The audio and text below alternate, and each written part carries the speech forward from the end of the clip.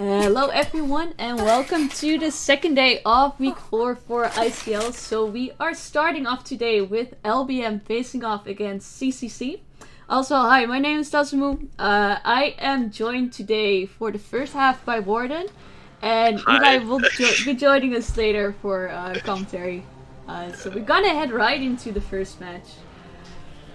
Yeah, we actually see the other hunter for CCC, so it's actually not Fafa first round, which is actually surprising. I think it's maybe because of the map choice that he's not comfortable playing. I don't know.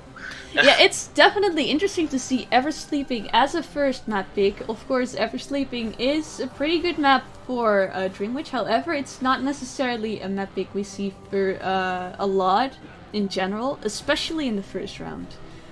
So that's gonna be really interesting. Another hunter, of course, that's fairly strong on this map would also be Sculptor. The hunter's now currently standing on Anne, which works fairly well as well for the fact that the cybers are somewhat close together and there are a lot of straight alleyways, so it's fairly easy for her to manage her jumps around the place. Yeah. So like there is several solid hunter picks that they can pick. However, Eversleeping is known to be somewhat more of a survivor-sided map. So whatever they pick, it is gonna be somewhat rough to deal with it. It's gonna be really interesting to see what we are going for here. Also going in with the mechanic ban on the hunter side to counter, of course, that Cypher Rush, because mechanic is just yeah, that's indeed somewhat interesting to see. However, we have seen a lot of team comps that revolve around survivability rather than Cypher Rush, especially with survivors such as Priestess, who's really strong on this map by the portals she can place on the houses and extend everyone's kites, because she can also do a lot of support with that, but she can basically extend everyone's kites. Oh, we're gonna see Sculptor. Okay. That's pretty no mean. Surprise. Yeah. No surprise. I mean, I did already kind of talk about that Sculptor, so yeah. Not really surprised either. Of course, usually you do see Dream Witches in the first rounds, but it's fun to see something else for a chance. Yeah, I'm just surprised because I checked before the game and it seemed like the hunter plays a lot of Violinist and Disciple, and so I was surprised he's actually going for the Sculptor. But oh yes, definitely. Not a wrong choice for these maps. No, of course it is gonna be rough, because the only survivor that's easy for the Sculptor to chase in this team comp will be the Seer. Priestess is also a target they could potentially chase, as they could use these statues to prevent the Priestess from building those portals all around the map. However, it's somewhat harder to pull off, because they need to have very accurate statues in order to make that work. Yeah, and she starts with 2 portals, which is very strong when we're sleeping, so yeah, definitely. So it's gonna be interesting to see. However, of course, we know that the hunters we have seen so far in ICL are very strong. Definitely not hunters to be messed around with, so they could definitely make that work. But let's see what is gonna happen in this first match of today.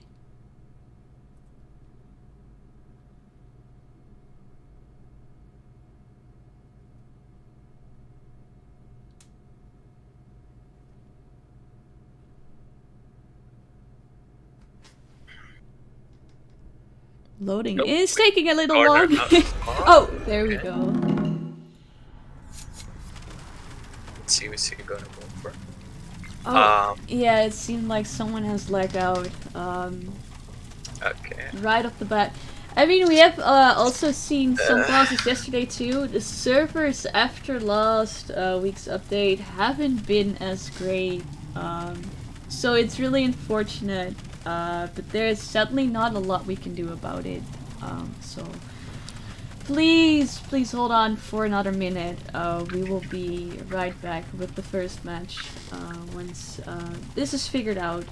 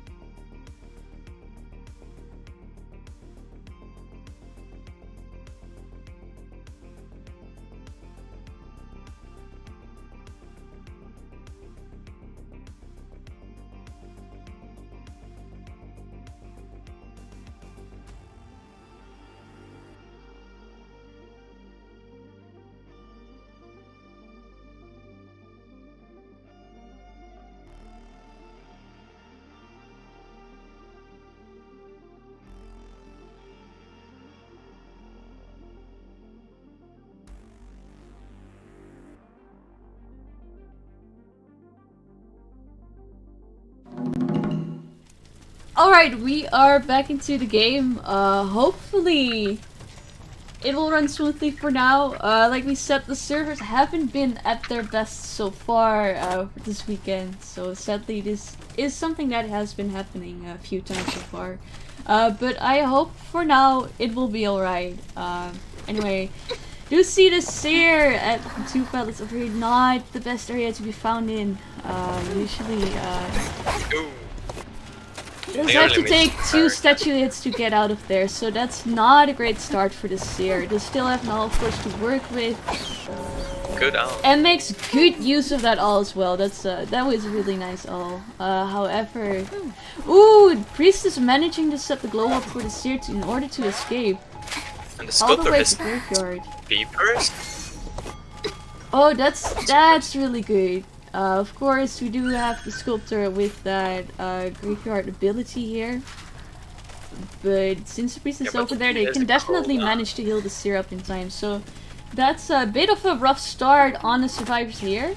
But they actually managed to pull through very well with the support from the priestess, and that's their all coming in. They actually decided to not full heal the Seer, which is, I don't know. It's somewhat of a risk, however, Priest is probably figuring that if they would have healed up here, that they would have both been stuck at Graveyard. Which is now also Seer's not dead. necessary. Yeah. And he's dead in basement. Oh, okay. Yeah, it is unfortunate that the basement is over there, so even though they did manage to save a bit of time with that portal that was been placed there, it's the question if it's Mercenary worth had it in to the end. rotate. Yeah, Mercenary had to rotate. Priestess wasn't decoding either because she was healing Seer, so it wasn't that bad for the sculptor. No, definitely not. It definitely worked out in the sculptor's favor, even though that portal came into play. They do have basement now too, which is really good for sculptor as well. This Yeah, seems and it looks like they Priest- are gonna sell this unless the forward or the priest is gonna make play here. Doesn't seem to be the case. Priestess is kind of looking for an opening. I mean, looking at the map, they already have 5 ciphers starting. So, if they are able to finish them, Well, I think Priestess did they take might be that able to opportunity pull it that Oh, the okay. sculptor was away to place the people over there. Took that really nice job taking that opening that the sculptor left there. But now it's a question of will they get out of basement, because that's gonna be really Yeah. rough. the power of basement. I think Seer is definitely that. Here, the question is Priestess going down too? Ooh no! Gets the no Nice attack hit. recovery Oh, hit. but the forward coming The with forward the coming in with that support, and now they are all 3 out of basement.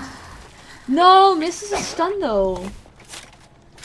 Seer's one statue away. Oh, forward doing some really good support there. Sadly had to take a hit. That's not really ideal for later game. Especially And Seer since can- forward had to use half his football too. I mean, So it is this all- definitely puts them in a rough spot. They have 3 ciphers remaining. Everyone except for the mercenary is injured here. We also now know that the priestess actually has brought Tide Turner and not the broken windows you will see usually in these kind of team comps on the priestess. Yeah, forward has a broken fence. I just. So now the target who is being chased is the mercenary, but he is running right into the priestess. Oh, they have a portal here, so they should be fine. They should be alright. I'm curious why Priest didn't run for the portal because However- it's basically a free statue dodge. Yeah, however, even though they are in somewhat of a... The priestess did do a great job hiding away from there. The sculptor is definitely at an advantage here. And now that full presence hit coming in, downing the priestess. Also, this chair is far away from where they are healing. Yeah, I think this it is also gonna be is an fairly after. far away from the ciphers they were working on. However, they had to waste some time healing. They can definitely not make this rescue before half. I would be really surprised if they managed. Yeah, it's very risky. And I think the sculptors can spot the mercenary coming for the save. Oh, never mind. Maybe we are seeing enough before half save. It's gonna be really risky. Ooh, but And they he actually actually managed! gets Wow, that mercenary is a god. I will be honest, that was Yeah. really good. That was really close. It looks like the sculptor's gonna try to down the mercenary now. Very good dodge and stuff. Yeah.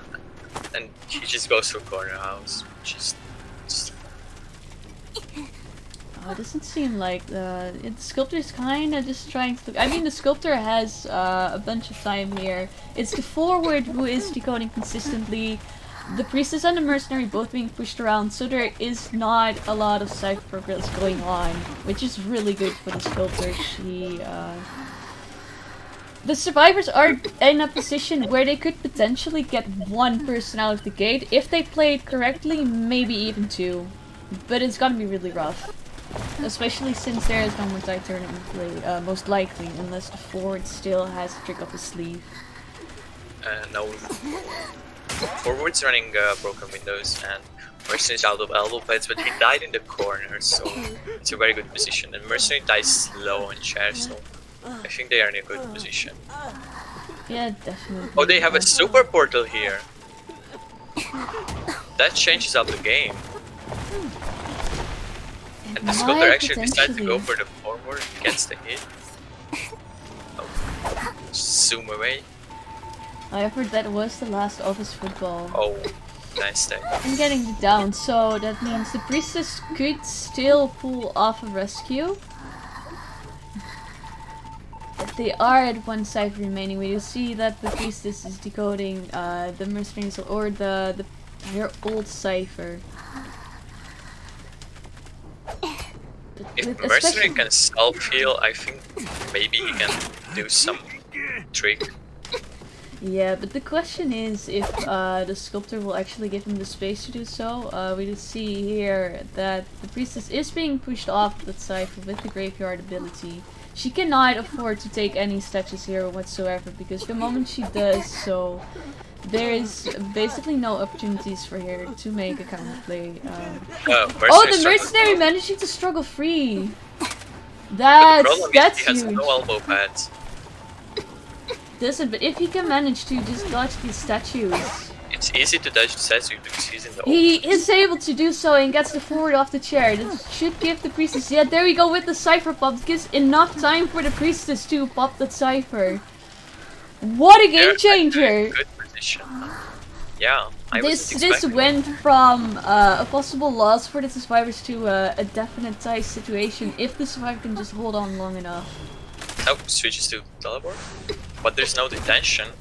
So if the priestess can hold out for long, and she does have two portals left as well.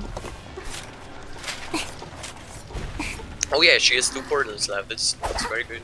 This is looking very good for the survivors. Especially getting a tie this early in the tournament. That would be huge. Dungeon is over there as well. Is the priestess actually gonna be able to get the dungeon or the other gate? I think she's going for the gate. Yeah, she's going for the gate. Maybe they're gonna get the 3-man. Priestess is going for the gate. I think Sculptor realizing too late that the priestess was going to the gate, and they got a 3-man escape. No way! Oh my god! What a turn of events! Wow, I definitely did not see that coming.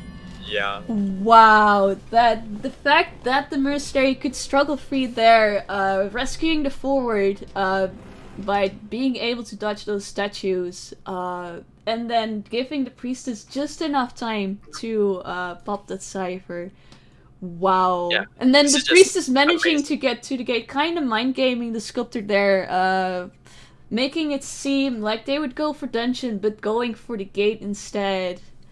Wow, yeah, amazing I thought she job. was going for the dungeon, but it was actually a smart choice to just portal through. Oh yes, definitely. That was a great play from Priestess, but wow, especially considering the early game was a bit rough on the survivors, getting that seer fairly early on in the basement. What a turn of events that was! What an amazing start for this second day. I am really curious to see how they're gonna fight back. And We will be right back anyway with the second match for today.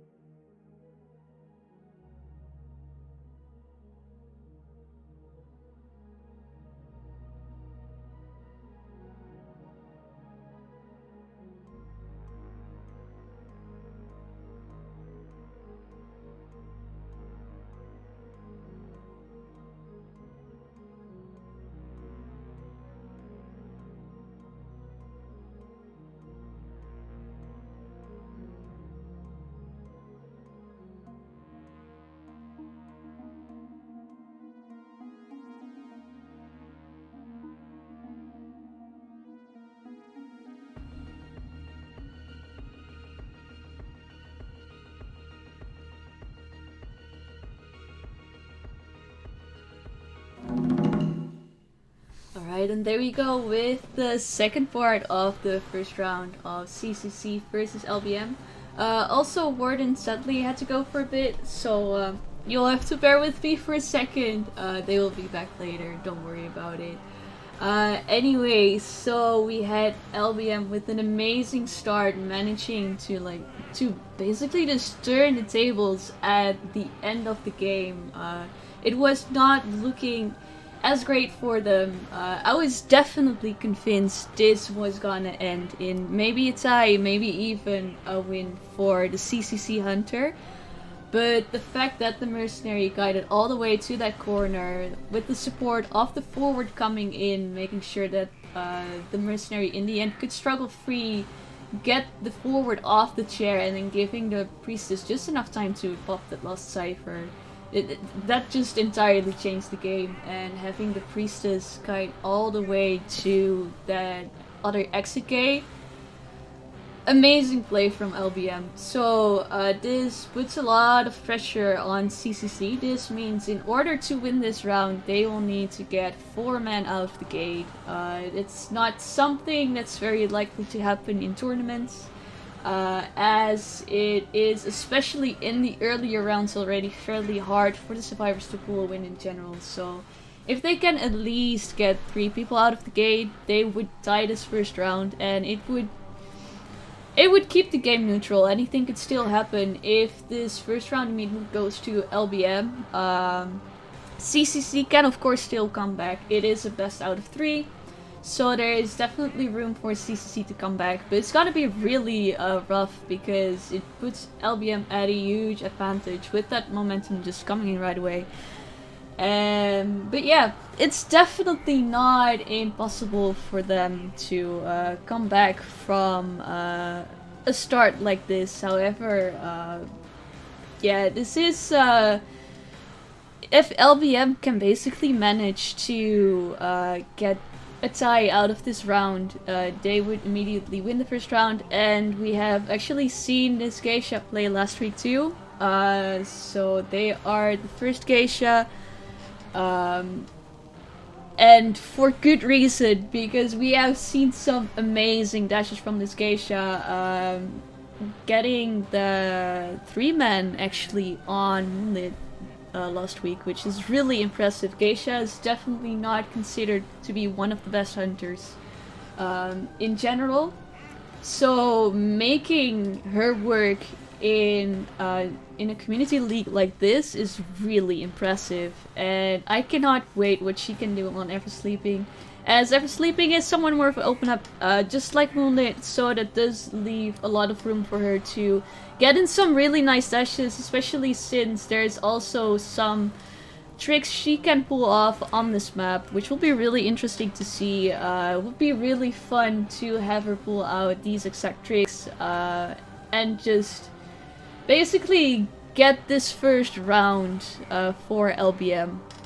But CCC definitely not gonna give them for free. Having the mechanic, both the forward and the wildling, which are really good at harassing. Also the seer, which is a good counter against geisha.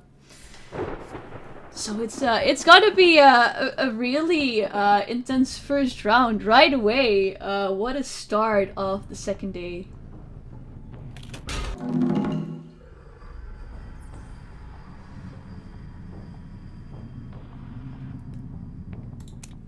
Coming in with that backgate spawn, we do see that the first survivor they're gonna run into is likely gonna be the mechanic, unless... No, did kinda look towards the corner house but decided not to go for it. Going towards where we found the seer earlier as well, which kind of put the survivors of LBM in a rough position, as it's really hard to transition out from this area. Beautiful elbow, making sure that the seer can actually transition away from this area, head right into the town. Ooh, gets the hit right over the window though. Was just in time now, teleporting back onto the cipher, making sure that the seer cannot get too far away. Does mean, of course, that she had to use teleport for this early on, but gets the down somewhat because of that too. So that's a really good start for this geisha. However, we do of course have a mechanic into this game, so they might actually decide to just wait out and see what Geisha gonna do. She is heading into the town, cutting off the survivor fairly early on. So it's gonna be a rough rescue, but since it's a wildling, there's not a lot she could potentially do. It tried to go play there, but really nice job by the wildling getting it right before half. Does have to take a hit for it though, which isn't ideal considering that there's still 5 cyphers remaining. And you do have a mechanic who will have that decoding debuff coming in. So cypher rush wise, this is not an ideal situation. Also gets chaired on that corner house, which basically means that the forward will be pushed off of his cypher. This put him in position, of course, to get that second rescue off. But the forward cannot really afford to get injured, because that will stop the cypher rushing a bit more. Ooh, will the geisha be able to stop this rescue? Wow, what a beautiful stun by the forward, predicting that she would teleport, probably hearing it too, and getting that right on the chair, making sure that he still could get the rescue off. Tried to support there, but sadly couldn't get a second stun off. That would have been huge if they managed. Oh, but there we have the wildling. The wildling being able to push her away just enough for the seer to kind of work around the butterfly that was placed there earlier. Will the wildling be able to see her coming in with that second O? Wildling is trying his best to buy as much time as they possibly can for the seer, doing great job harassing. Will it be enough though? You see that they did also manage to heal up the forward. CCC doing a great job coming back from this. Of course, they are still at somewhat of a rough spot. But especially considering that there's 2 harassers around this seer, she cannot just especially pick him up. This is putting a lot of pressure on the geisha. We does get the bot out of the game there. Didn't have a lot of energy left anyway. But sadly wasn't able to finish that cypher. Ooh, the seer is back up. We're doing a nice body block there. But once again, it's just the mechanic who is decoding, and there is once again 2 survivors who are injured. So again, for Cypher Rush, not too great. The seer is dead on chair. So in the case they do get that seer down between now and the next 30 seconds, it's gonna be rough for them. So now the wildling being injured too, mechanic having to start on a completely new cypher. However, we do have the geisha switching targets here onto the wildling.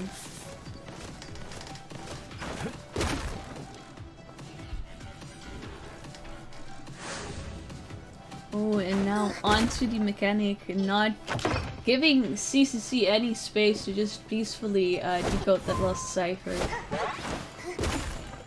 Now we're suddenly going from a situation where basically only the seer was injured and the others could harass to a situation where everyone is injured. They are healing up the seer now. They really have to heal up here since they do not have enough decoding progress and will likely have to get another rescue in. Especially considering this is of course a mechanic who is guiding, doesn't have any items to help her, and there we have the down indeed.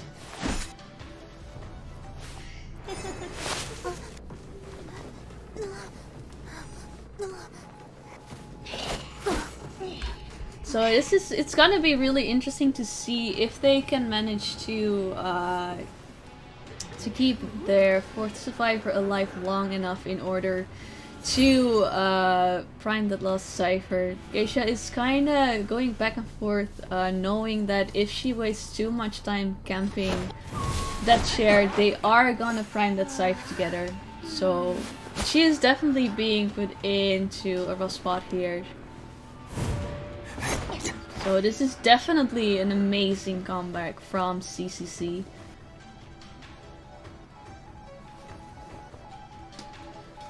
So we do also see that the survivors are kind of dividing the ciphers, which obviously is a smart move in this position. You do not want to focus too much onto one cipher. Gets the terror shock. Going right back to the cipher, still not primed. Ooh, but forward manages to dash away just in time. So we do of course see that the geisha is not really going after the seer, knowing that the seer has been healed up, so even though he is dead on chair, it's gonna waste too much time to just chase the seer all over again.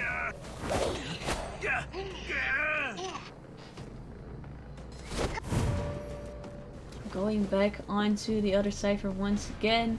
Did manage to heal up the mechanic fully as well. So we see the wildling coming in. Geisha once again doing a great job dividing her attention as good as she possibly can between those ciphers, between the survivors, trying to get one survivor out of this game before they can pop that cipher, because like I said in the beginning, all she needs is a tie, so she isn't necessarily playing for that win here. If she can just get that one survivor down before that cipher pops, that would be really good for her, because then she can just get second down on detention and still clutch the tie that way. However, it does seem to be primed now. And there we go with the cipher pop. This is definitely looking like a 3-man elimination or a 3-man escape for CCC, which means that they would tie the first round. However, this is the first geisha we are talking about. And she does have teleport up as well.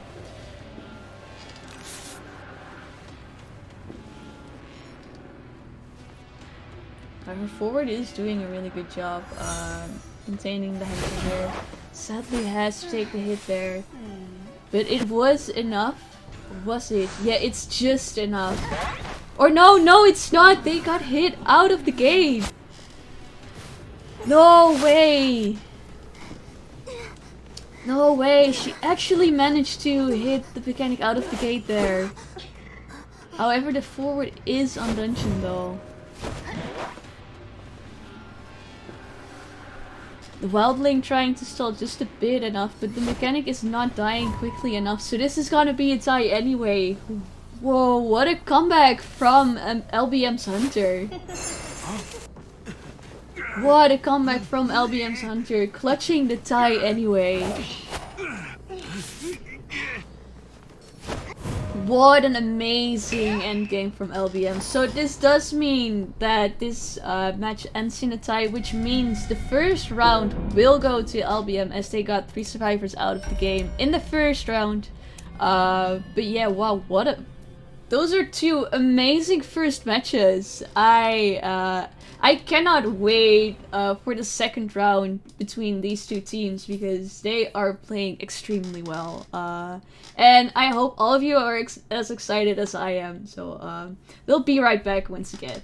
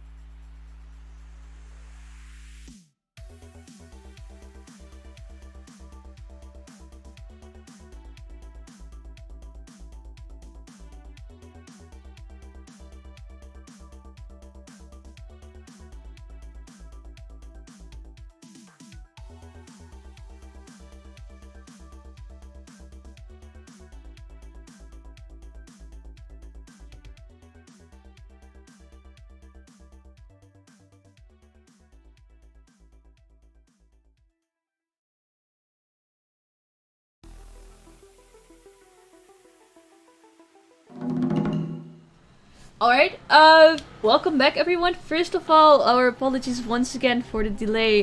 We had some things we had to deal with behind the screens, but for now we should be good. Also, Eli is here right now, so yay. Welcome Eli. Good to see you here once again. Not the lawyer and the doctor, Ben.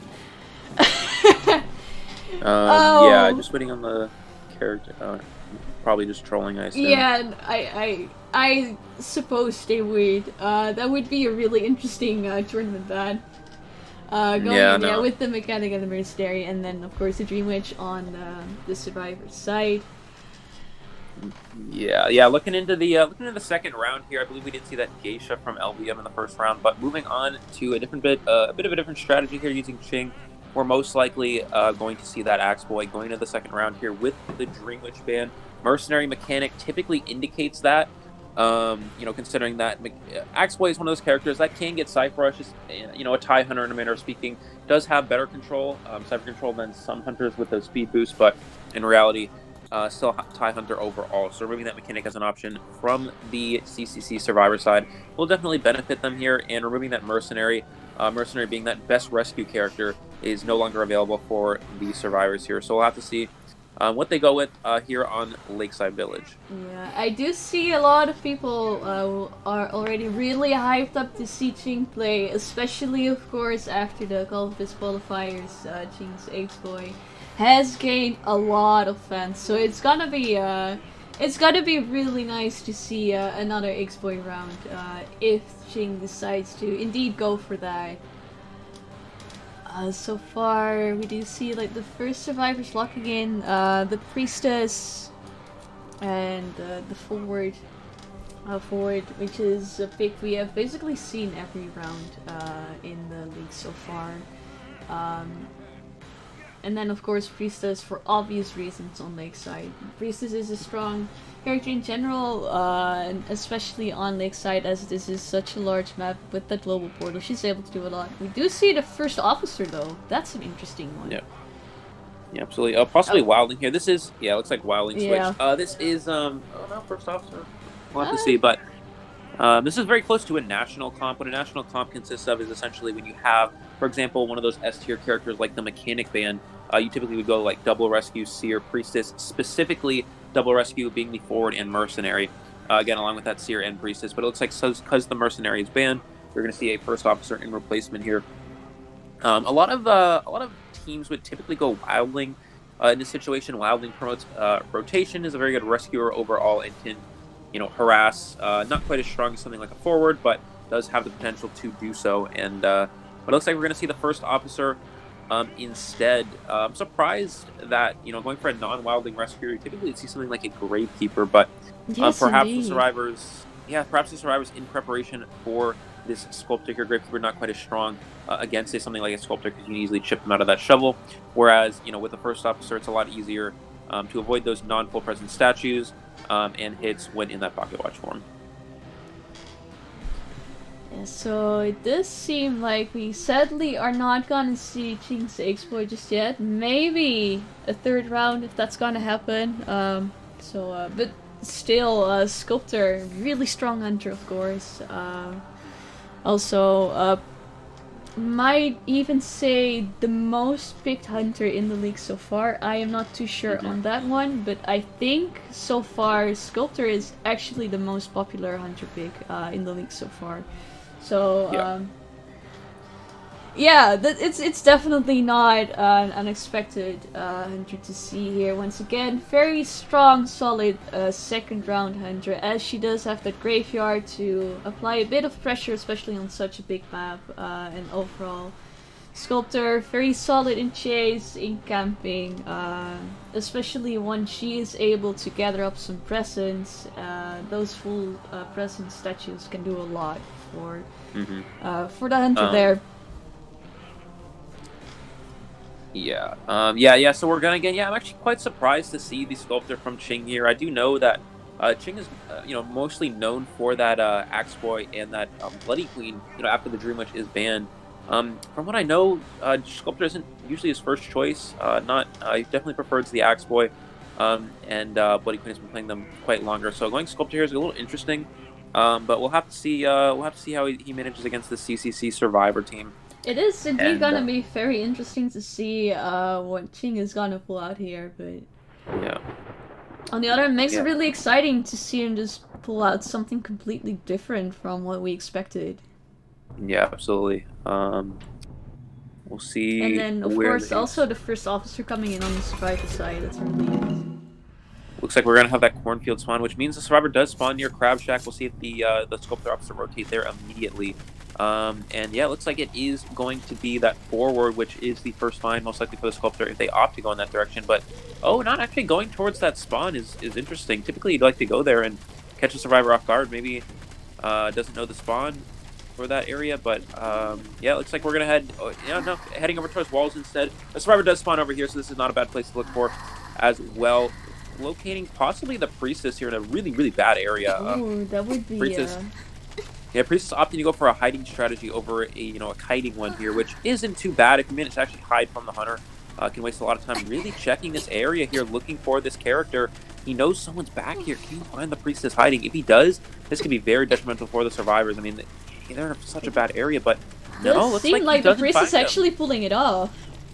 Wow. Looks like Explorer 2.0 here as the as the Sculptor rotates over towards Big Boat here. Good rotation from the CCC Survivor. Looks like Crescendo to see rotating onto Big Boat here. And no good targets for the Sculptor so far. May have to commit to this first officer, which, again, would not be ideal for a Hunter. This is a great early game for CCC, and that hiding from the Priest is absolutely amazing. It immediately goes for the Pocket Watch. As they do not want to give away any free hits or whatsoever. Yeah, we're going to see him most likely commit to this forward here. This is not a great kiting area for Survivors. And does cancel that statue. The pallet stun on the Sculptor there. Actually, rebound after taking that hit from the forward there. It's going to allow him some transition time. And in this situation, this Sculptor is carrying Blink on a large map against a team with full communication. This is very rare to see. You typically would see something like Teleport to prevent any sort of rotation, which is constantly happening in this situation. So, excellent move from the forward here. Most likely going to use this football to transition to this Big Boat window. He's able to do so there, and this is a very good start again for the Survivor side. It doesn't get the statue off because of the way that the small boat is shaped. We see some more statues here. Sculptor gonna try to trap this forward. Excellent dodges from this forward. Very very good job kiting away from the Priestess here. You do have that World Portal set up. Ching opting not to break it here. This is a very risky play. If the forward does ever take any sorts of hits, gets to a point where they're one shot, they can simply go through that World Portal. There's the blink, misses the blink, so no attack recovery. And good juke there. Can they get the Owl? No, looks like Owl is on cooldown, unfortunately. And he's going to get the first hit on the forward, most likely here. There it is. Sadly doesn't get the statue hit off, so still 1/4 damage away from actually going down. CCC doing an amazing job. This is a great early game for them.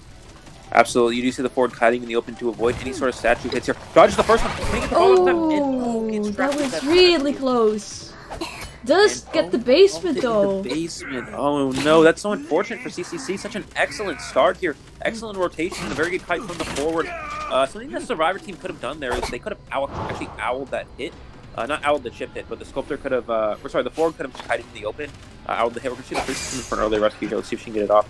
Does get it off. No kite turner, so... Oh, that's a bit of a risk you're taking here. I would expect the... Yeah, there we go with the all. If Ching is able to chip that all away, though.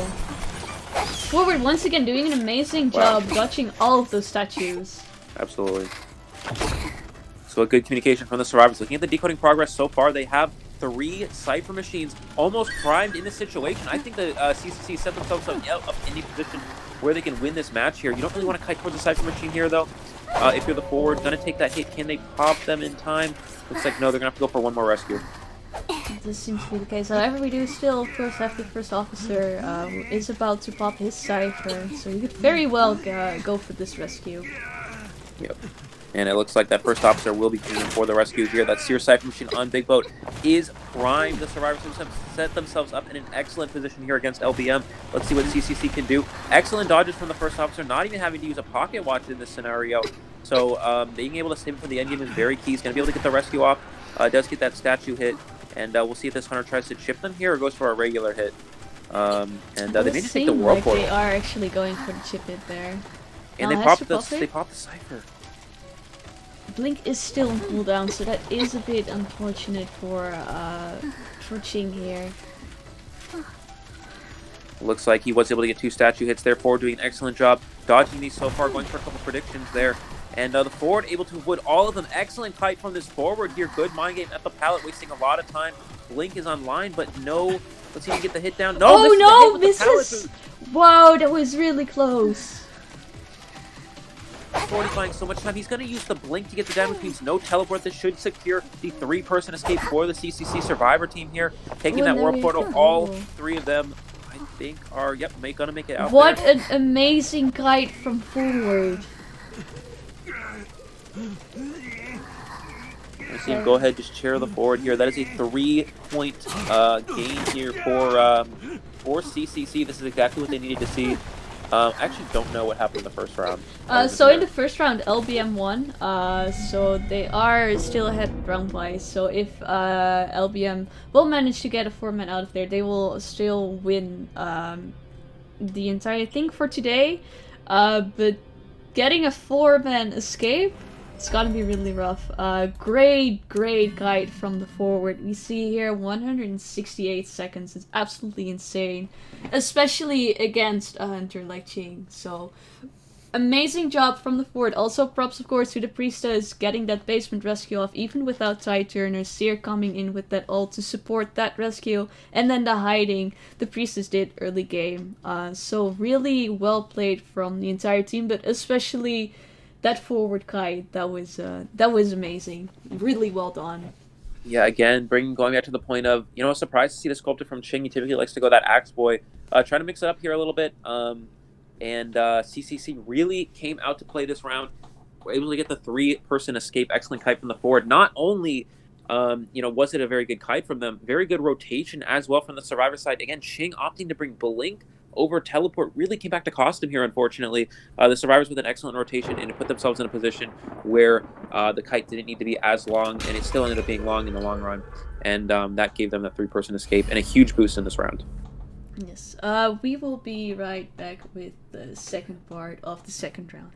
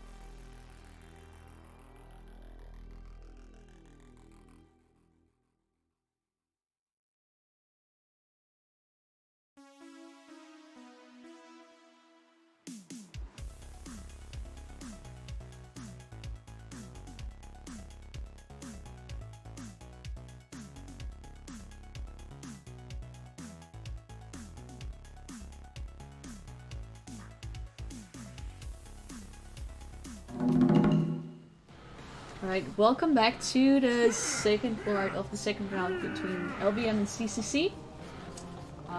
So right now what is happening is point-wise, these two teams are tied, so it's 6-6 right now. LBM did take the first round, so they are still at an advantage. However, what needs to happen here is if LBM wants to win this round, they need a 4-man escape, which is nearly impossible. So they will probably have to try and settle for a 3-man escape at least to tie this round. If the CCC Hunter can manage to get at least a draw out of this match, it will go to a third round, and that will decide which one of these two teams will actually win. Right here, we do see a Gamekeeper ban coming, and that's really interesting. Yeah, it looks like this most likely. I was looking at this player's character knowledge before, and it looks like they are a top Gamekeeper player. So I think that's most likely why we're seeing this, eliminating that main, the main Gamekeeper from what I can tell. So eliminating that as an option from this Hunter here, yeah, we'll have to see. Hovering over the Percy currently from the Survivor side, it looks like we're going for a triple rescue Priestess. This is actually it's a very weak strategy against something like a Percy. Triple rescue, with like a Priestess and Explorer is always very strong against a wide variety of hunters, but against something like a Percy that can simply, down those rescuers, chase those rescue characters for free, such as Mercenary and Forward. It's going to be a lot harder, on the Survivor side here. And going that Percy, again, not a very tournament-viable hunter, but in a situation where you only need a tie, it may come into effect here for the CCC Hunter side. Yeah, definitely. So it's going to be really interesting to see if they will, of course, play Percy at all. There are some hunters out there who are more suitable in a tournament setting. Percy is not really considered to be very tournament viable, as once the last Cypher pops, there's not a lot he can do. Of course, there is the faster bleeding out effect, but survivors can still manage to crawl outside of the gate, they can still manage to get to the dungeon, and that sort of stuff. So in order to secure 4-mans, especially, Percy is not the hunter to go to. Of course, there's still people who make it work. We've seen it happen, but it's really hard to pull it off. But it does seem like they're actually going for that Percy here. Yeah, it looks like this is going to be the case. Switching to Perfumer here, most likely, from the Survivors. This is a little bit more of a counter towards Percy. Yeah, Forward, very, very weak against something like a Percy. It's easy for the Percy to chase. You can't really do any of the stun sort of plays because, you're not picking up Survivors. So, yeah, this might be a little bit more being in preparation for this Percy here. Again, we'll have to see, what the Survivors opt to go for. But, yeah, it looks like just waiting on these final talents here. Talents are locked in, and we will be getting started. CCC Hunter does need a tie in this situation. And, yeah. Also, Ching is not a Sculptor main. I believe Ching does play Sculptor now. I think they are. I've seen them play a lot. I wouldn't be surprised to see a hunter of that tier just picking up a new hunter in there. So yeah, they have a badge. I think they are because they have a badge. Anyways, we're gonna see. This is the big boat spawn from the Percy, which means the closest spawn is over near Crab Shack. Actually, 2 people spawn over there. We'll see if the Percy opts to rotate over there instantly. Does have those dashes to prevent any sort of early game rotation. We're going to see an up-down build from them as well, so there's something to play. Immediately locating the Mercenary in the middle area here. Will he chase the Mercenary or the Gravekeeper? Neither of these are ideal targets. He really would have liked to chase the Priestess, but still chasing the Mercenary isn't too bad here. Make him use these elbow pads in the early game can really come back to hurt them. Yeah, especially since he does, of course, have his dash as well, so these Mercenary elbow pads don't hurt him as much as it would to other hunters. But still, of course, with the delayed injury as well, Mercenary is a tough target to chase, especially at the start of the game. Yeah, we're going to see that dash getting blocked, unfortunately, for the Hunter by that little railing there. We're going to see the Mercenary transition over here, throw this pallet down. Using that energy to break it. Can he get the terror? Oh, no, he's not going to vault it. Good play from the Mercenary, not vaulting. Excellent move to dodge the hit overall. Let's see if he's able to get the dash in on the Mercenary. There is the first one. So this is not too bad of a start for the Percy. Teleport is online. Will he come with this character, or will he keep going? Or will he teleport away? There's another... Oh, messes it up, unfortunately. Can he get the last hit on the Mercenary to get him down? That's so unfortunate. Ooh, it still manages the second one just in time. But now he is out of elbow pads, and there's the second hit. Excellent smash there from the Percy, getting that hit. Now he locates the Gravekeeper. Unfortunately, Gravekeeper running into them there, knocks him out of gets that it off right in time though. He got it shuffled just in time. Just in the nick of time here. We're going to see him continue after this Gravekeeper. This is a pretty tough area against the Percy. Oh, goes for the charge. Does he get it? And we're going to see the double hit there as well. Excellent job from the Percy. Seeing the character going into that vault, going for that double charge thing. I don't know what it's called. Gets the hit on the Gravekeeper. So the Gravekeeper being forced into his second shuffle as he doesn't have anything to work with over here and having to transition out. Looks like we're going to see a Warp Portal towards the Mercenary there. This is going to allow the Priestess to pick him up. He's going to teleport back immediately. And he's going to... Oh, the Mercenary went through... Oh, no, he went back out. I was like, the Mercenary... Yeah, if he would have gone through... Percy. Yeah, that would have been... that wouldn't have been good. However, still is forced to take the hit here as he has nowhere to go. Which is very unfortunate for the Mercenary. Yeah, again, this Hunter is in a position where they do need to secure a tie. Bringing that detention is going to help them there in the end game. Mercenary is going to be going down for the second time here. You do want to see one of the stars pick him. Does go for the smash, misses it on the Gravekeeper there. Can he get him down? It depends on how fast he can get him down here. Goes for the charge. He gets a double hit. Did he hit both of them at the same time? Yes, he can get them both. Wow. This is looking really good for CCC. Excellent job from this Percy, trying to go for the body block, coming back to hurt the LBM survivors here. CCC Hunter making an excellent play with the double charge there, getting them both hit. Mercenary about to bleed out here. Gravekeeper on his way, first time down.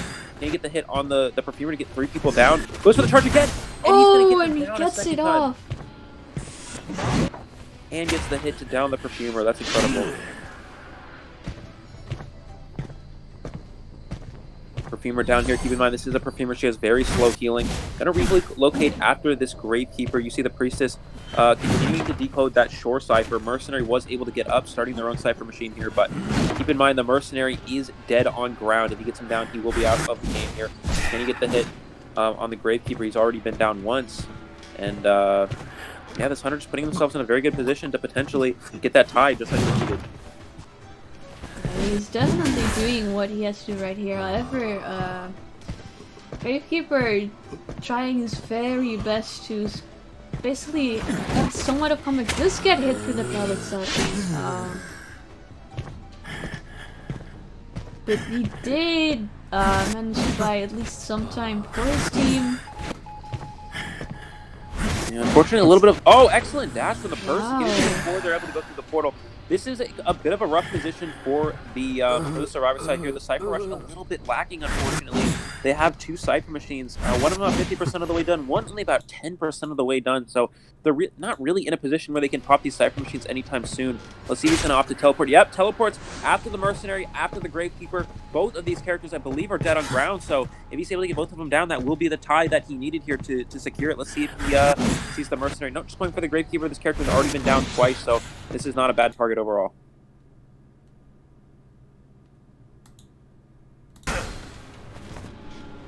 Goes for that charge there. Excellent dodge from the Gravekeeper here. He does have that 50 energy available to go for that jump.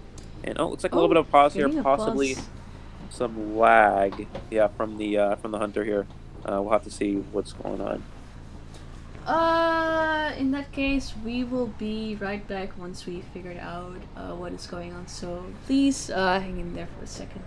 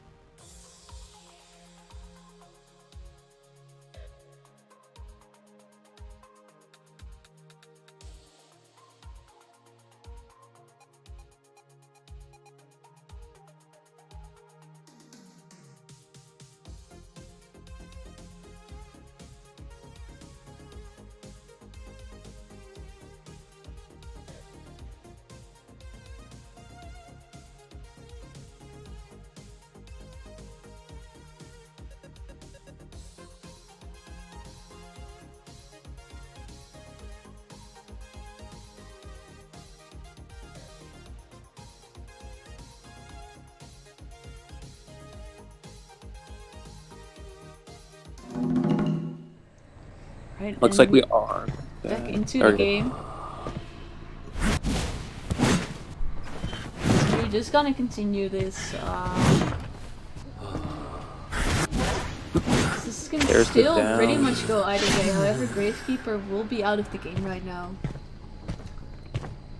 Yeah, Gravekeeper will be eliminated right here. Yeah, Mercenary dead on ground as well. If you find this Mercenary and get them down at any point, this will be a guaranteed tie for this Hunter. But looking at the survivors here, no one currently decoding Mercenary hiding on Big Boat. The Cypher Machine on Big Boat about 60% of the way done. And it looks like, was he able to find the Mercenary?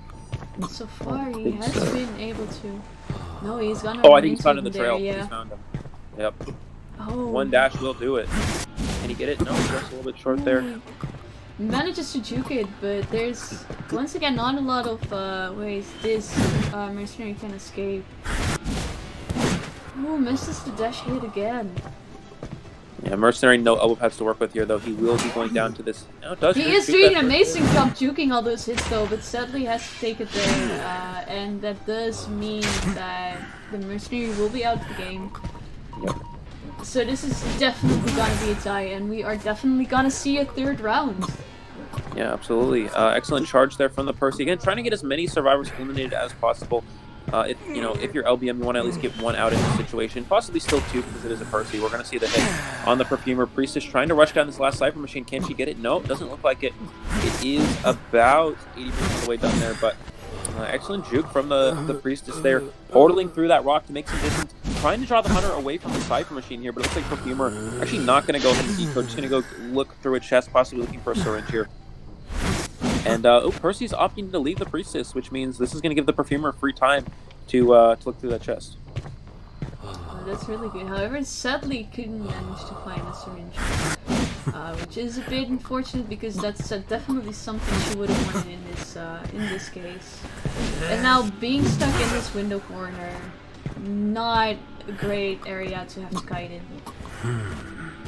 Definitely not. We're going to see the Percy go through there. Perfumer trying to, again, looking to head towards that Cypher, trying to rush it down. If you're the Percy, you really want to try to cut off this Perfumer before she can finish the Cypher Machine. Will he head back to middle? Yeah, he's going to go for it. Can the Perfumer pop it in time? This is just basically a foot race between the Percy and how fast he can dash. And yes, he is able to pop it. We're going to see an elbow pad there. Percy does have detention, which means all he needs is one hit on this Perfumer to get the down. There's the charge. That's going to stop her inner tracks. Can he get the regular hit? Breaking that paladin, I think she's going to go down right here. Yeah, definitely seems to be the case. Well done from Percy there. Oh, it teleports onto the Priestess. Is this going to be a 4-man? Is this actually going to turn into a 4-man? It does seem to be the case. It's very close. It depends if the Priestess is able to crawl to the dungeon in time. We're going to see the down on the Priestess. She has max sticker, I believe, so she can crawl towards this dungeon. It really depends on how fast she bleeds out. This is just a foot race again between how fast this Priestess can bleed out. No, she's not going to make it. She is not going to make it. I think she's going to be just short. You're right, Daz, that this is going to be very close yet again. And she going to... This is so close. And short. Wow, that was so close. Really well played from the Percy. I take back what I said earlier about Percy not being great in tournaments as he cannot really secure a 4-man because just happened right here. So that's wow, that's what a way to turn this around. CCC came back so strong from that first round and we are now gonna head into a third round, which could definitely go either way, but yeah, really strong round from CCC. LBM of course tried really hard, but wow, the Priestess just not making it to the dungeon. That was so close. Yeah, absolutely. I mean, this is an 8-1 win here of this round, for CCC. So this puts LBM in a situation. The 2 rounds are tied up, so LBM needs to get a win in this last round. If the round were to be a tie, it would be the guaranteed win for CCC as they're currently up on points. So LBM actually has to win the third round straight up. So a 4-person elimination from the Percy. I'm actually a little surprised that the Priestess tried to rush down the exit gate. If you're the Priestess there, it might have been better to just go to the dungeon, right? Because, even if you get downed, you can just sit on the dungeon, it opens and you're able to crawl up the dungeon. But yeah, LBM taking a bit of a chance there. Unfortunately, did not pay off in their favor. An excellent gameplay from the Percy, getting a 4-person elimination with a character that's very hard to get a 4-person elimination with. Yeah, that is amazing job. I cannot say anything else about that. And I'm really excited for the 3rd round to go down. So they'll be back in a bit.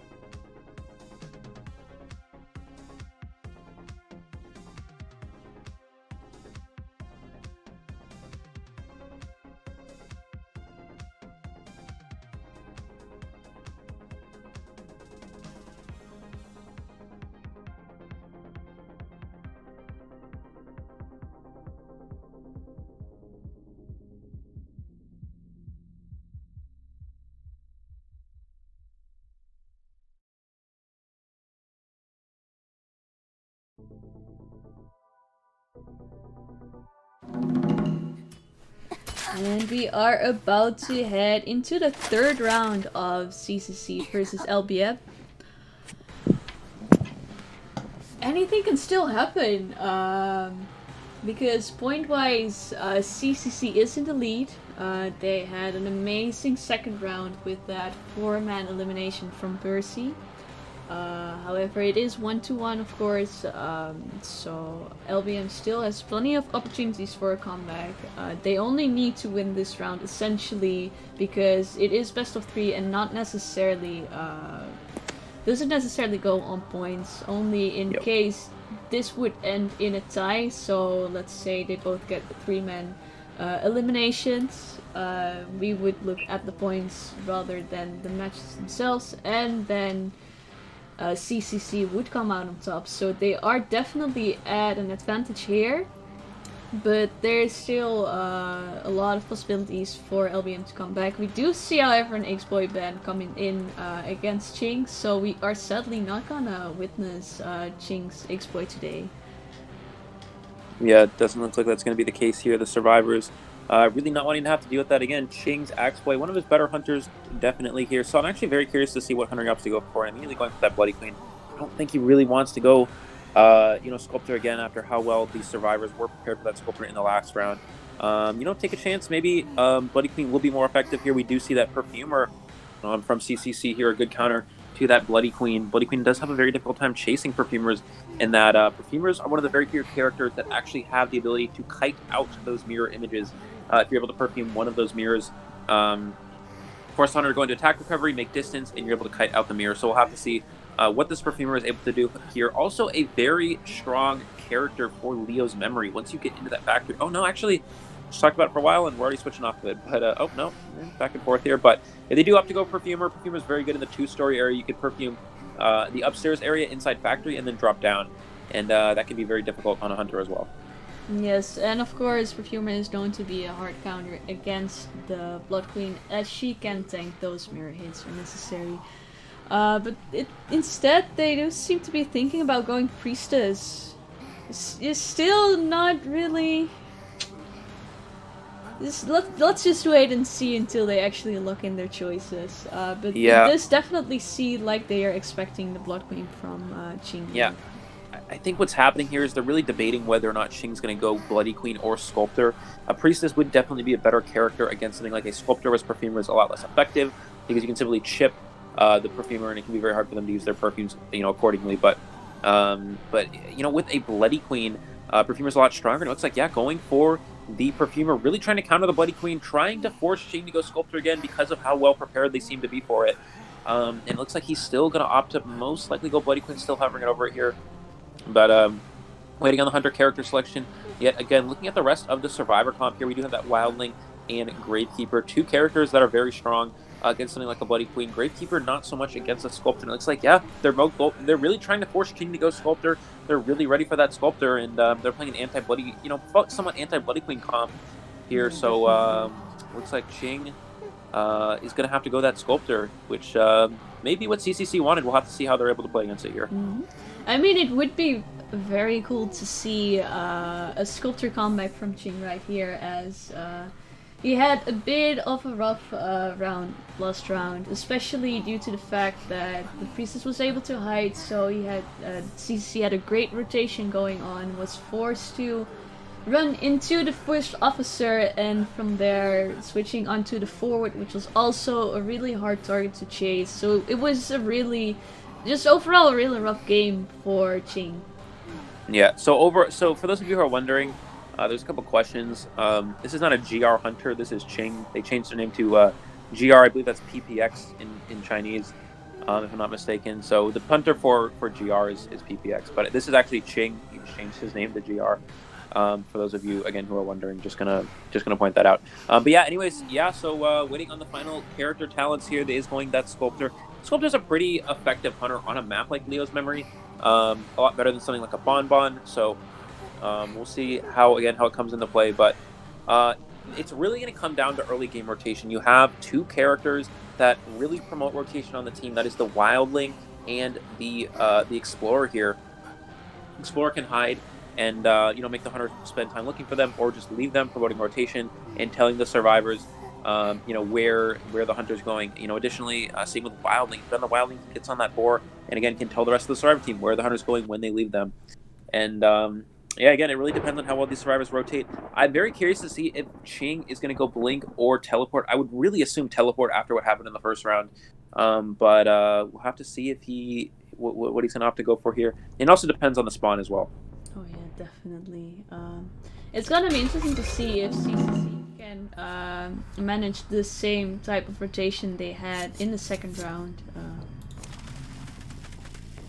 It does actually seem like she's gonna bring Blink instead, yeah. Wow, did not expect that at all, especially after what happened in the first round. We do see the Gravekeeper here immediately using that shovel. I'm gonna avoid. Oh, good juke from the Gravekeeper and gets under the pallet in time. Excellent play there. So yeah, Blink from Ching here. Very surprising. I did not expect this. I mean, this is very surprising. Does find the wildling again. This is the exact same thing that's happening. He finds the rescuer and the wildling first. And the rotation is happening yet again from the CCC survivor team. So going for that blink. No tinnitus. Yeah, coming back to hurt him yet again here. Yeah, and it does seem like all the other survivors are on the other side of the map. Perfumer decoding, the factory, which is the safest area in this map. Then the explorer also over there.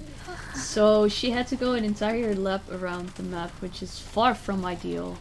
Yeah, it does find the Perfumer here. Ooh, a little bit of a late rotation from the Perfumer, unfortunately. So she can get up this area. Good dodges from the statues. Let's see if she's going to use this Perfume here and drop down. Most likely going to Perfume, then drop down, takes the hit. Perfume's back and gets the drop down anyways. Excellent job from this Perfumer. We're most likely going to see Ching use this blink here to guarantee that. Yeah, there's the blink. This is going to guarantee the hit. Perfumer's going to run back up into the two-story area. Oh, she's going to Perfume and drop down, which means Ching has to actually wait. Now he does go down. I'm surprised she didn't opt to take that time to go upstairs, but it looks like she's going to vault this and probably try to transition towards this pallet here. We do see Explorer hiding right in the corner here, by the way. So yeah, in case the Perfumer is going to go down early on, that will be rough. This is a very interesting play from the Perfumer. Very interesting route. She actually could have vaulted out the window out the side and gone towards God Cutting, but instead heading towards what we call garbage corner here. This is not a very good hiding area, so good statue dodges so far, though. Good rotation, and the survivor's decoding progress is very far along so far. Oh, barely managed to dodge that statue. And another one as well. I am surprised that one didn't hit, but gets the terror shock and now is almost at full presence. That's not looking good for CCC. Very curious from the Perfumer why she opted to vault that window again. You typically would want to just take the hit. Maybe if you thought she had enough time. Sometimes those statues can, block that vision and make it very difficult on the survivor's side. But looks like we're going to see him statue off this Gravekeeper here. Expect him to use a shovel when going in for this rescue. The Sculptor almost at full presence, and yep, there it is. With the shovel. Does seem like they are actually managing to get to the chair, so that's really good for the Gravekeeper. Yeah.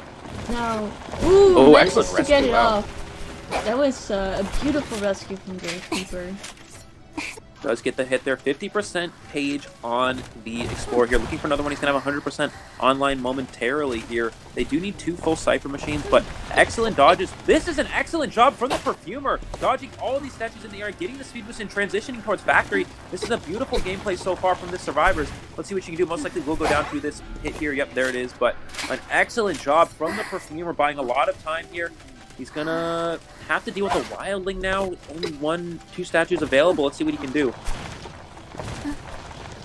Picks him up. Does the wildling get the push? And oh no, he got blocked by the statue. Great play so from close. Ching there. But yeah, Perfumer did amazing rebound kite there. On top of an already good first fight. So now we are at 1 side remaining. Explorer has used his 100% page to finish that one other Cypher.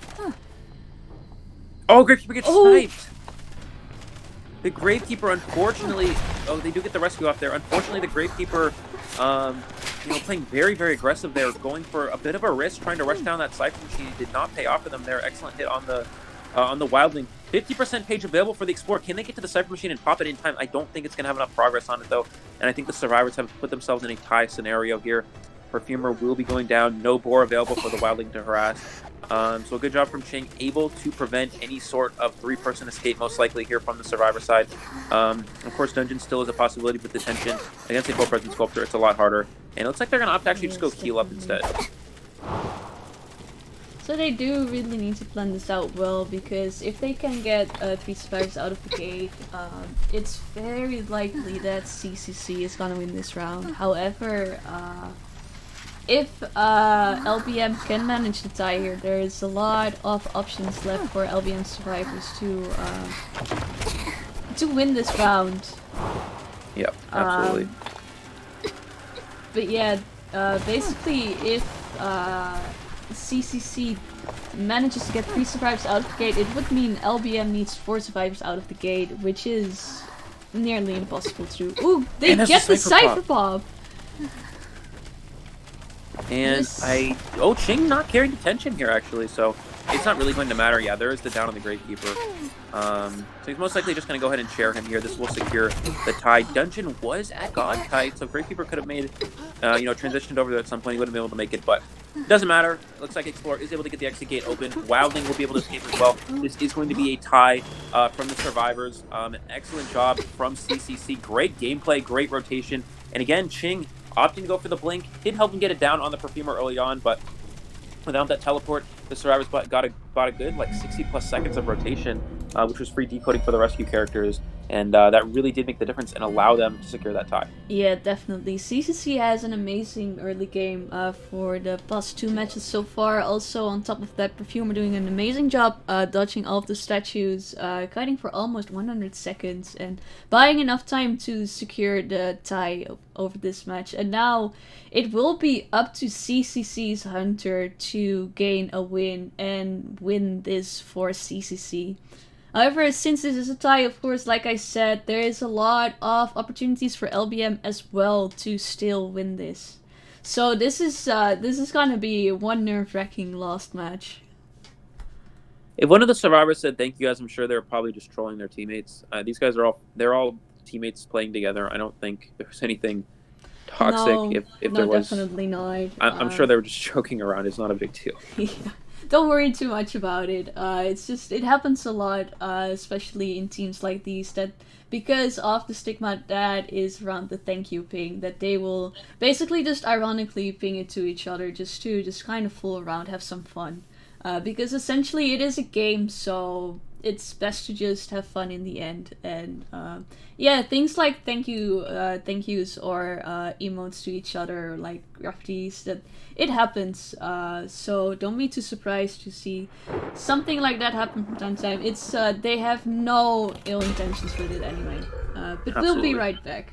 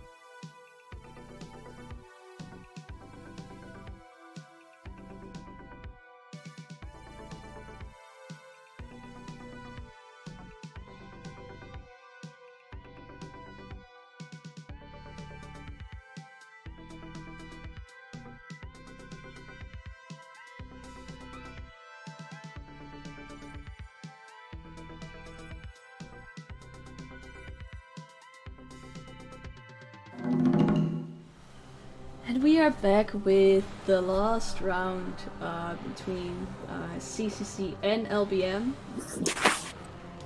Yeah, this is gonna be the deciding match. Basically, what needs to happen is either of the two factions needs to get a 3-man out of either out of the gate or a 3-man elimination. So that's gonna be really intense.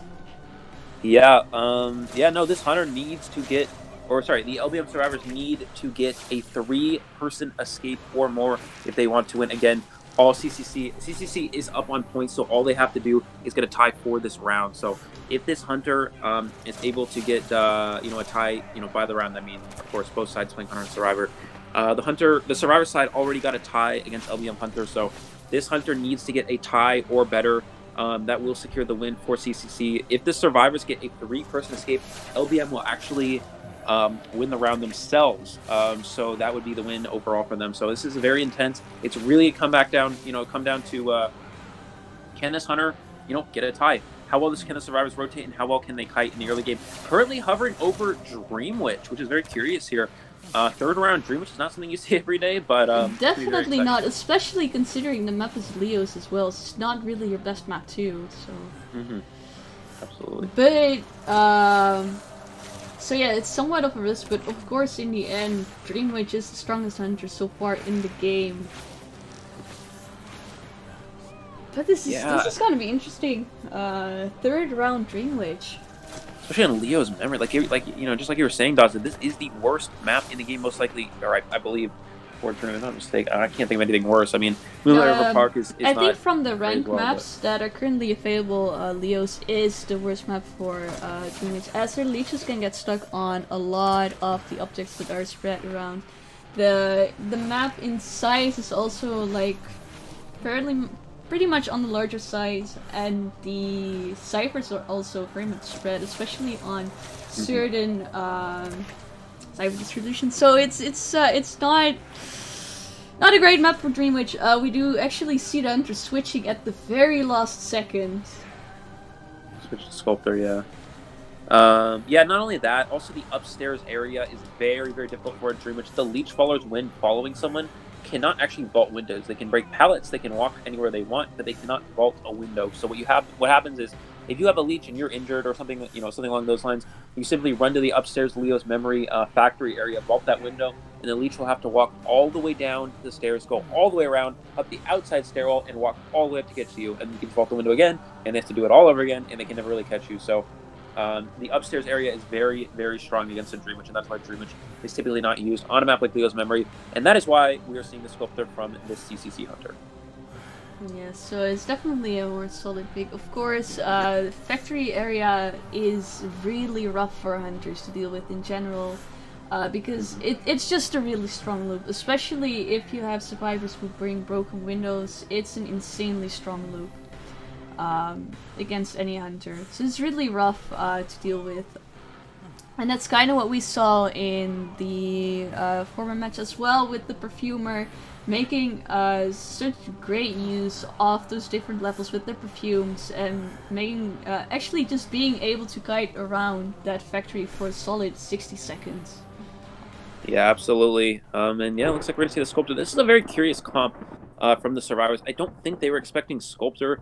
This team comp, again, from the Survivor side, is not very good against something like a Sculptor. You have the Seer, which Seer isn't a bad character against a Sculptor. You can in the open and prevent yourselves from getting statued. You can force 3 hits from a Sculptor, but it can be very difficult, again, because it is a chip hunter. And additionally, Gravekeeper can get chipped out of that shovel, and Forward is even a chaseable target as a Sculptor, just because the Sculptor's, chase potential is so strong. So, yeah, 3 characters that are chaseable for the Sculptor. In addition to an Explorer here, we see the Survivors rotating. Oh, Forward's back here. Does he find the Seer hiding out as well? Can you see the trail of the Seer? I think he does. He does. The trail. Oh no, that's a horrible start for LBM. Ooh, gets the hit as well. Oh my god, I'm losing my voice. Sees the little bunch. Seer. Yeah, okay. Be careful. But wow, what a start for CCC here. He's definitely setting himself up for a win with this one. Absolutely. We're going to see the Forward trail a little bit. They're going to go back to decoding that Cypher machine. If you're the Seer, you have to run in the open. You do not run through this pallet here. You will get your Spike. Good Ooh, great ult there. Dodging the hit. We're going to see the stun as well from the Forward. But this Sculptor, I believe, are they carrying Blink? Yeah, also carrying Blink, which is another surprise. But let's see if he can get the Spike on the Seer there. He's able to locate him here. Can he get to the upstairs factory area without getting statue hit here? And yeah, it looks like he's able to keep transitioning. So good job from the Seer avoiding all of these so far. Seer's doing an amazing job dodging and hiding despite the bad start he had. That was just really unfortunate. Oh, the juke, but still gets the terror shock because of the default debuff. Ooh, that was really close. But once again, 5 cyphers remaining and the Sculptor is almost at full presence. Yeah, this is another issue we saw from the last match with these Survivors. Excellent statue. He's going to put him at full presence, getting the hit on the Forward there. But as I was saying, this is another issue that we saw in the last round, with these Survivors. Vaulting windows early on, giving Terror Shock presence to the Sculptor. Let's see if she opts to pick him up here. He's going to pick him up. Forward, coming for the stun. There's the blink, and he blinks around, avoiding the hit from the Forward there. He is able to get the Survivor on the rocket chair here. Excellent play from the Sculptor. Wow, what an amazing job from CCC's Hunter. Good effort from the Forward, but not much you can really do with that blink. Great patience from that Sculptor, able to counter that Forward there. We're going to see the Gravekeeper transition for the rescue again. LBM needs a 3 Survivor escape, and this Hunter's off to an excellent start. Ooh, and he gets the rescue off. Will it be able... Ooh, doesn't sadly manage to avoid that one statue there. Does get the rescue off before half, though. Oh, good snipe on the wow, what a snipe. Excellent job from the Sculptor, acknowledging the Seer is going to die up in this area, so I have time to go ahead and try to snipe someone with that chisel.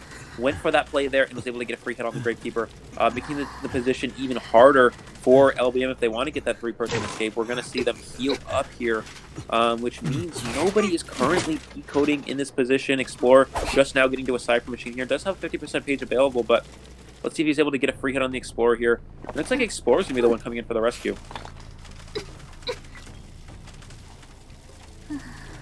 This is really tricky. No, it seems like he's just there to cause the tinnitus. Yep. Knowing that, basically just respecting that full presence Sculptor, knowing how hard it is to pull off a rescue, and likely not even bringing tight turn as well, as we already have a Forward and a Gravekeeper on the team too. Yeah, so LBM really going along the lines of this is it's going to make it so they have to clutch at the dungeon in the end game. They're really trying to play for that dungeon end game. That's all they can really do in this situation. Again, a tie would be the win for CCC. So we're going to see that full presence statue. Good dodge from the Gravekeeper, avoiding all of these so far. I think he did get that one hit there though. And I expect this Sculptor to not trump card into something else here. Again, this is a tie build. Most likely, I would expect an up-down blink here. Again, they just want to tie, so, ringing trump card is a little bit less likely. He does go for that statue. Oh, wow, Gravekeeper avoided every single hit there. That's wow, impressive. that's an amazing job from Gravekeeper getting that shuffle off. That was really impressive. Does get hit out of it, but still managed to dodge all of those statues. Absolutely, and again, I would expect him to conserve his blink here. He's going to be in a position where if you blink a survivor with the 10 in the end game, no, he's just going to go for it. This is very risky because now your blink's on cooldown. You really want to have that blink available again in the end game, so there's no chance of a survivor reaching that dungeon. But it looks like he's going to go for that spike. Excellent dodges again from the Gravekeeper, and no statues available currently, so Sculptor is going to be offline with those statues for a little bit, but we are going to see that charge attack getting the down on the Gravekeeper. Looking at the decoding progress so far, it looks like LBM has one Cypher Machine almost primed. It's that middle Cypher, and Explorer starting another one about 10% of the way done. So it... Ooh, goes to the wrong Cypher.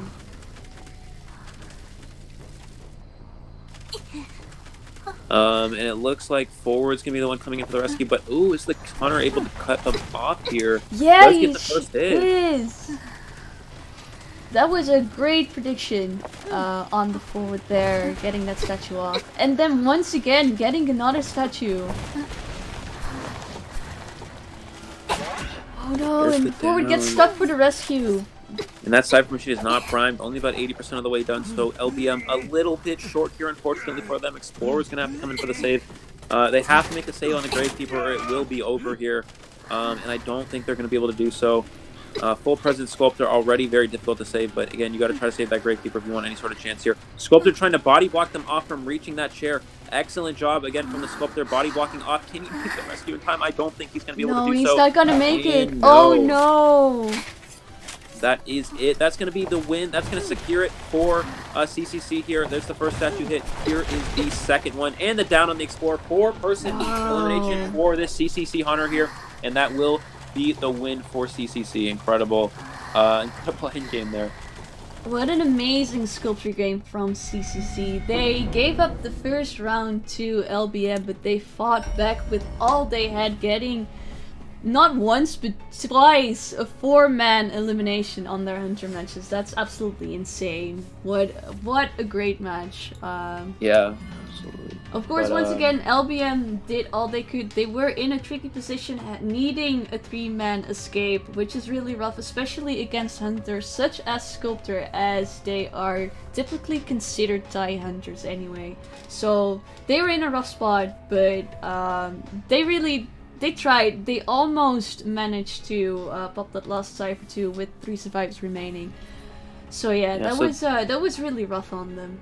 And they, I think they definitely tried their best to work with what they got, but having the Seer get found so early on, getting immediately that chip hit and then the regular hit, that just put them at a huge disadvantage right away.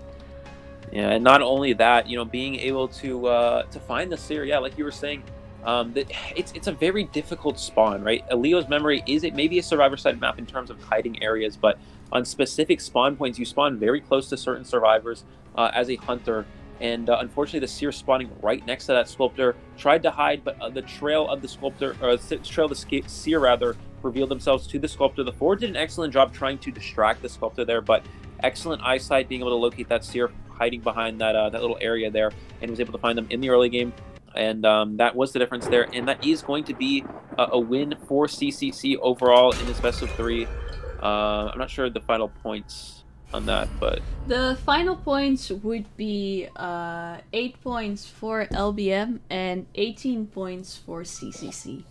So really incredible. well done. 18-8 win for CCC. Yeah, CCC really came out to play here. LBM has had some very dominant performances in the past weeks thus far, and CCC struggled a little bit early on here, but taking down one of the top teams in this league so far. Again, LBM was a COA qualifier team, and CCC able to defeat them is no easy task.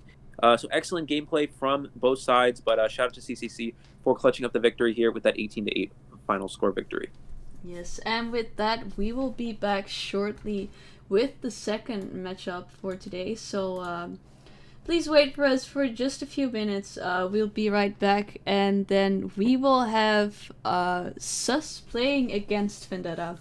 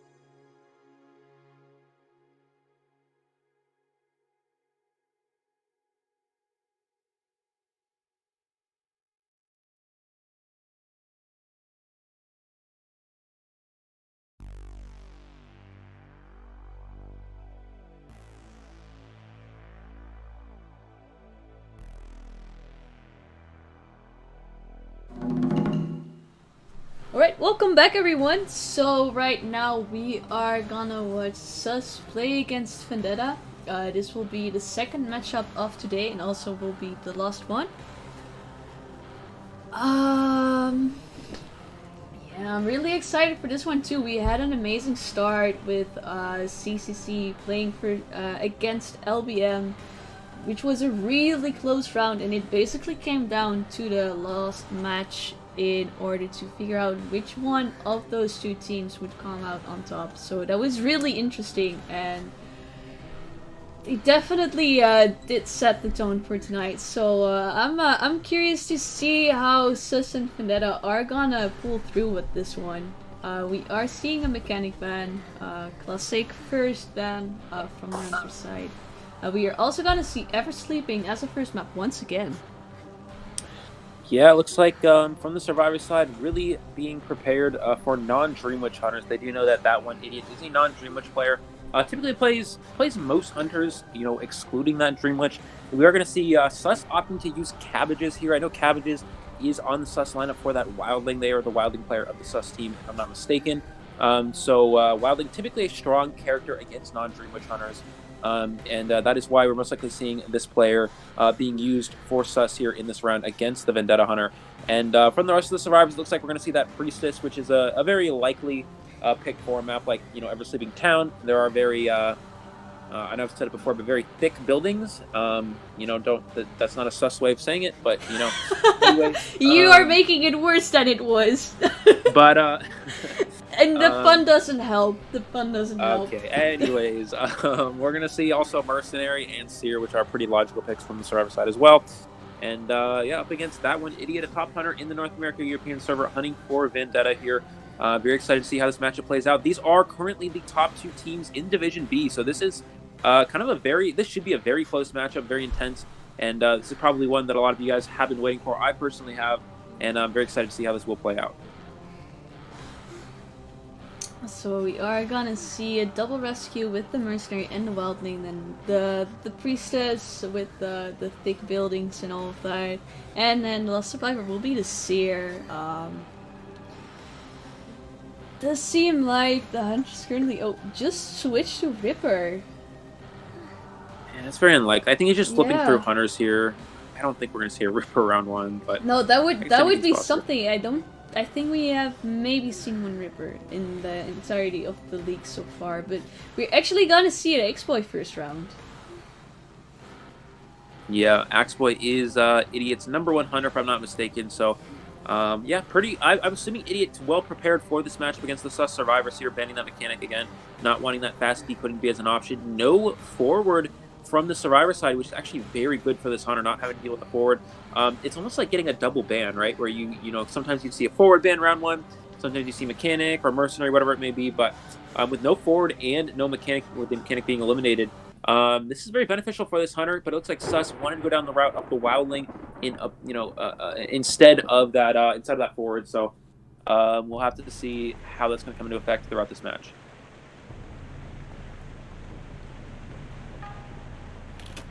Loading into the match here.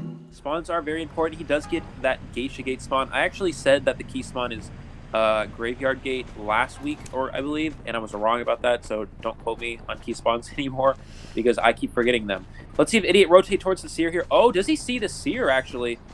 Seer rotating behind the backside there. I don't think, unfortunately, for this hunter, he was able to locate them there. Yeah, it does find the Mercenary, so if he saw the Seer there, that would have been game-changing. That would have prevented any sort of rotation from the Survivors here. This is a tough area for the Mercenary. Can he get the Flame Snipe? No, just a little bit of a wrong angle there.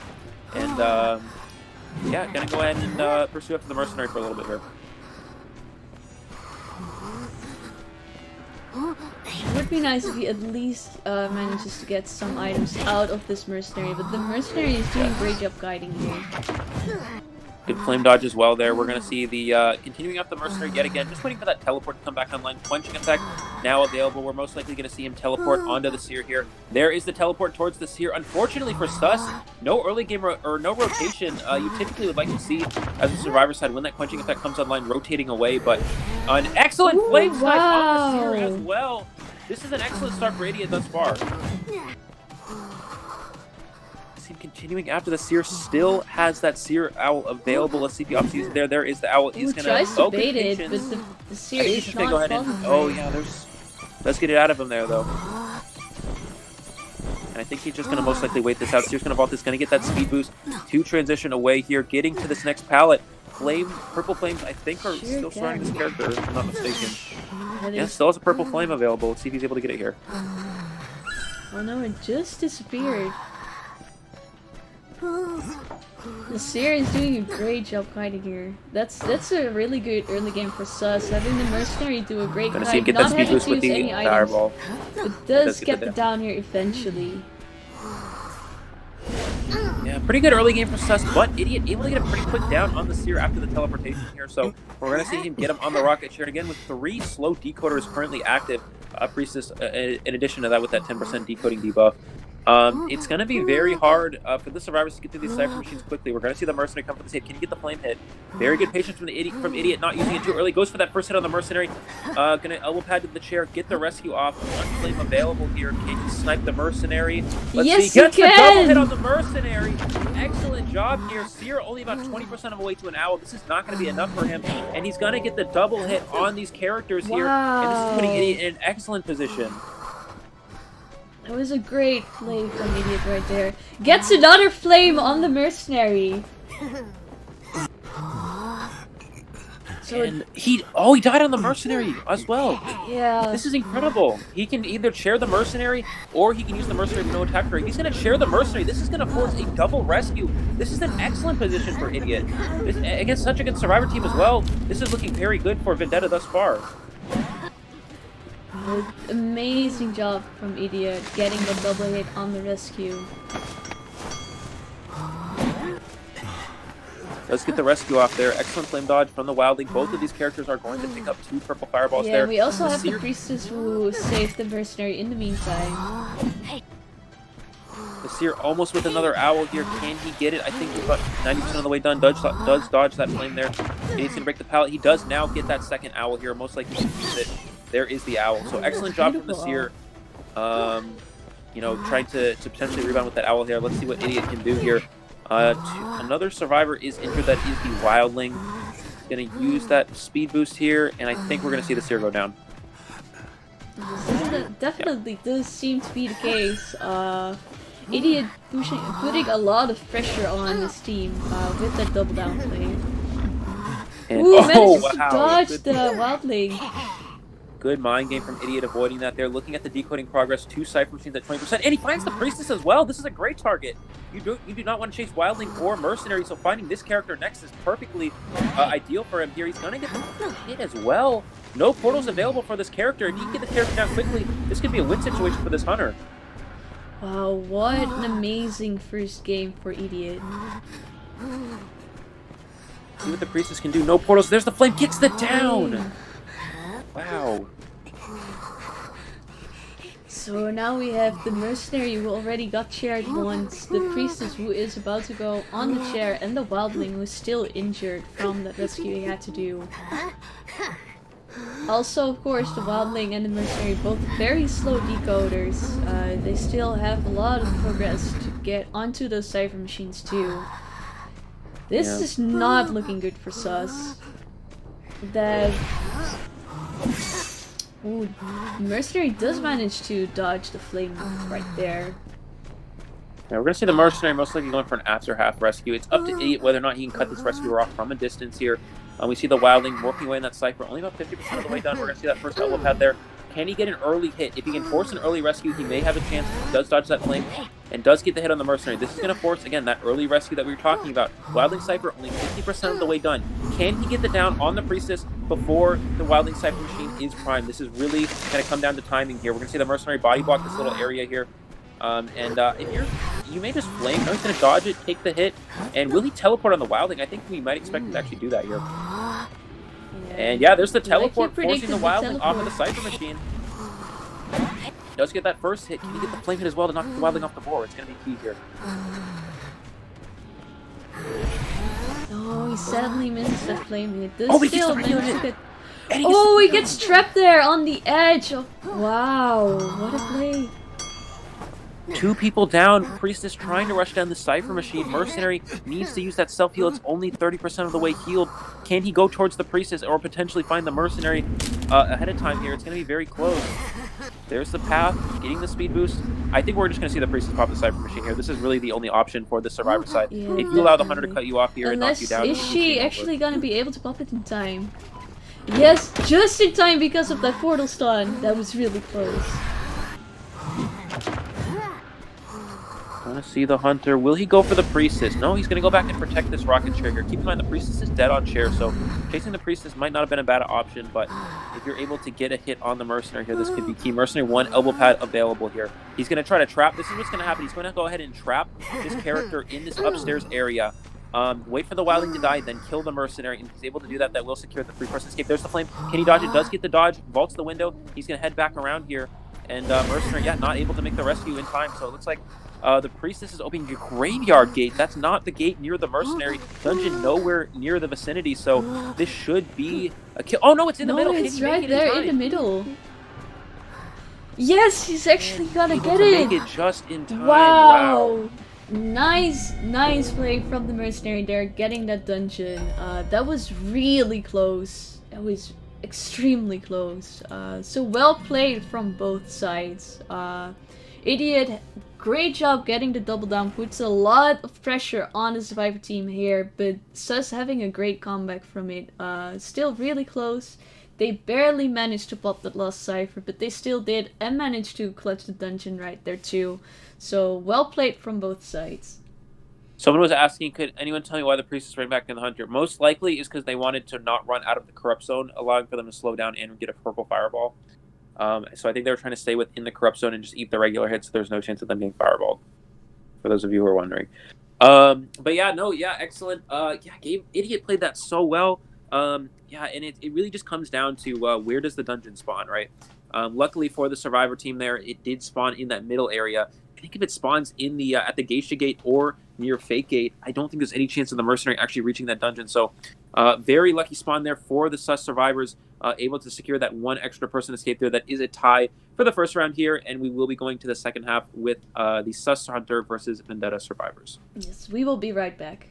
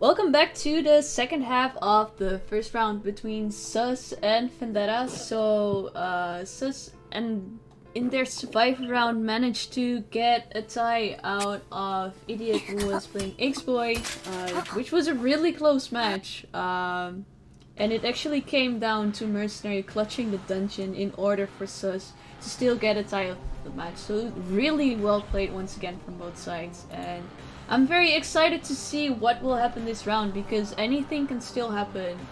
It can definitely go to either of the two teams. So it's gonna be really exciting to see what's gonna happen. Yeah, looks like we're gonna see a Priestess ban from the Hunter here. This is going to be Wrecked hunting for Sus here, so no Metal, which means most likely no Dream Witch. Possibly going to be a Feaster. If I'm not mistaken, I'm assuming Sus selected this map, considering that Wrecked is a Feaster player. This is a strong Feaster map. Typically not a very good map for a lot of Hunters, actually.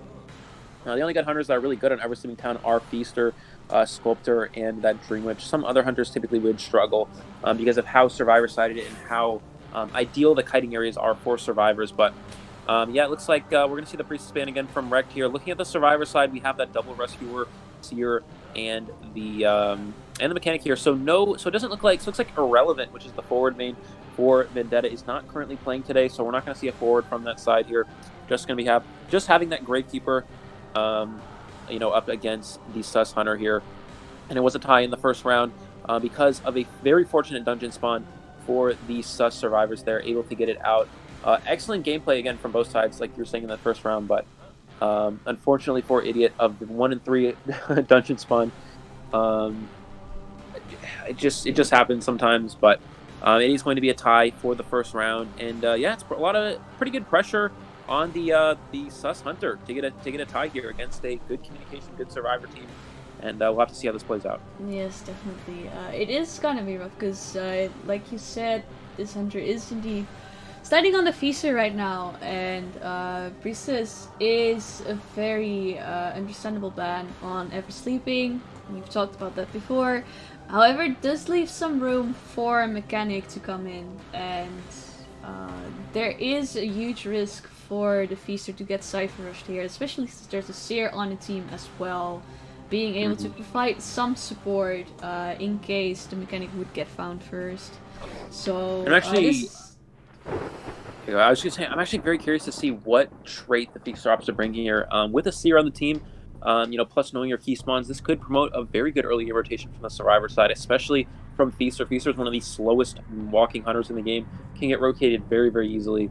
While Feaster may have decent chase and very strong camp, he can get rotated depending on the spawn. We are going to see the Graveyard Gate spawn, which means the key spawn is actually a Geisha Gate, if I'm not mistaken. Again, I could be wrong because I always mess these up somehow, but I think I got this one right.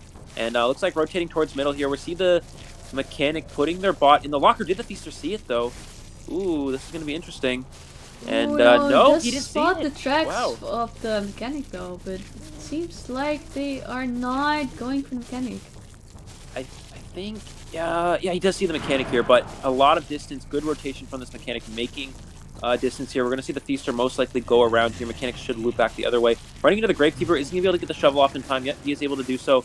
Mechanic running towards a garbage corner. This is a very weak hiding area, so I'm actually curious to see the idea behind this rotation here, but we're going to see him use those peepers, using that first tentacle. They're most likely going to owl this first hit here, if you're the Survivor side, and there is... Oh no! Does get the hit. No owl, wow. Oh, but he gets hit by the trap! This gets the sun though on the trap. Wow. This gives the Mechanic a lot of time to get a lot of distance. Huge. Yeah, that gives the Mechanic so much distance. I think the Feaster may just leave him. That's how much distance they're able to create here. No, it's like going to continue after the Mechanic, running up to the 2-story area here. But this is a very good start from the Survivors, still with that Seer Owl available. Going to go ahead and drop that Peeper down, and Mechanic going to vault the window with that Broken Window speed boost. Can transition towards this graveyard area, but not just running in the open to avoid any chances to trying to prevent any tentacles here. Most likely to dodge this. Expect the owl here from the Survivors. There it is, and Basement is not in the area, so this is a very good job from the Survivors. Good communication here. We're going to see the vault does get the tentacle hit on the owl. It is okay though if you're the Mechanic. We still have this graveyard area to kite with. Unfortunately, this is going towards the Seer Cypher Machine. Can they get the vault off? Good mind game, and there's the charge tech to get the down. does get the down there, but this is a 3 Cypher type from the mechanic. The Gravekeeper Cypher machine is primed. Bot still in play. This is a very strong position for VNA Survivor so far. Possibly a win if they keep this up. Yeah, no, definitely. Vendetta is in a really good position here. Like I said, that Cypher Rush is definitely something you have to fear as a feaster. Do you see that first hit there? There is the tentacle. Can you get the rescue?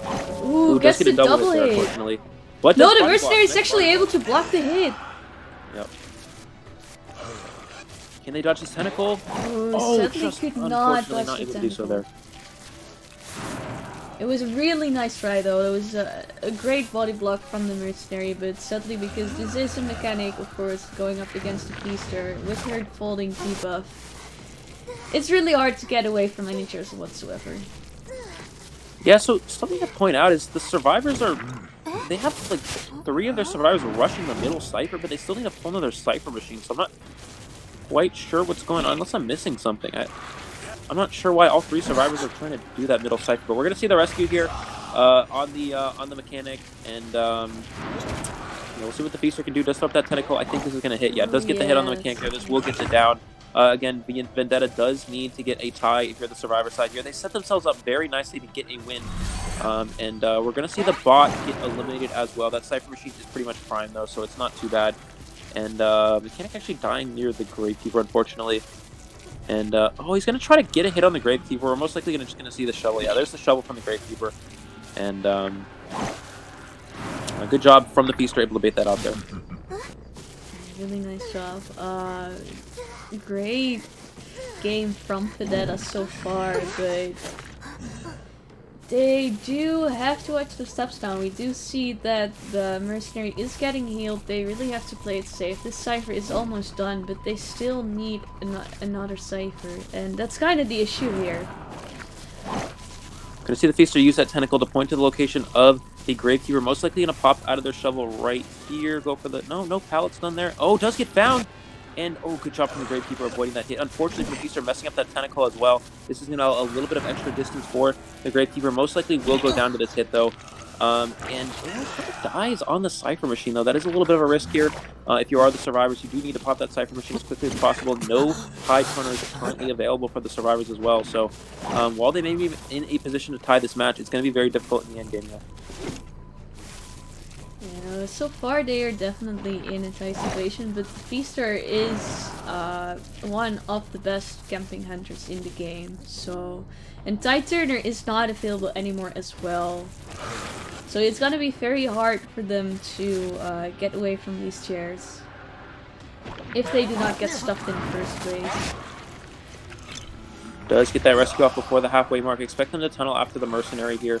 Gonna use that elbow pad to try to... Oh no, the elbow pad like not going anywhere. Yeah, I think that's actually just going to cost Vendetta the game right here. That one hit on the mercenary, he can just abnormal the Cypher machine. Yeah, that's going to be it. This will most likely be a 4-person elimination just because, unfortunately, I hate to say it, but because of that one play, the mercenary will go down here. The only person that can save is that Seer, and now that Cypher machine has been kicked, it is only about 40% of the way done, which means the survivors have no chance to really finish it in time before this Gravekeeper goes down. So Vendetta was such an incredible start early game. Unfortunately, just good job from the feaster, able to turn this around here, and this is looking very good for Sus so far. Yeah, definitely. That one... I mean, that's what happens a lot in games like these. Little mistakes, such as double hits or dying close to a Cypher, can already cost you a win. It's really close. You cannot really afford to slip up, and that makes tournament gameplay so hard. Oh, we actually see the Seer running into the Hunter there, but the Hunter unable to see them there, it looks like. And we're going to see the Mercenary transition away here.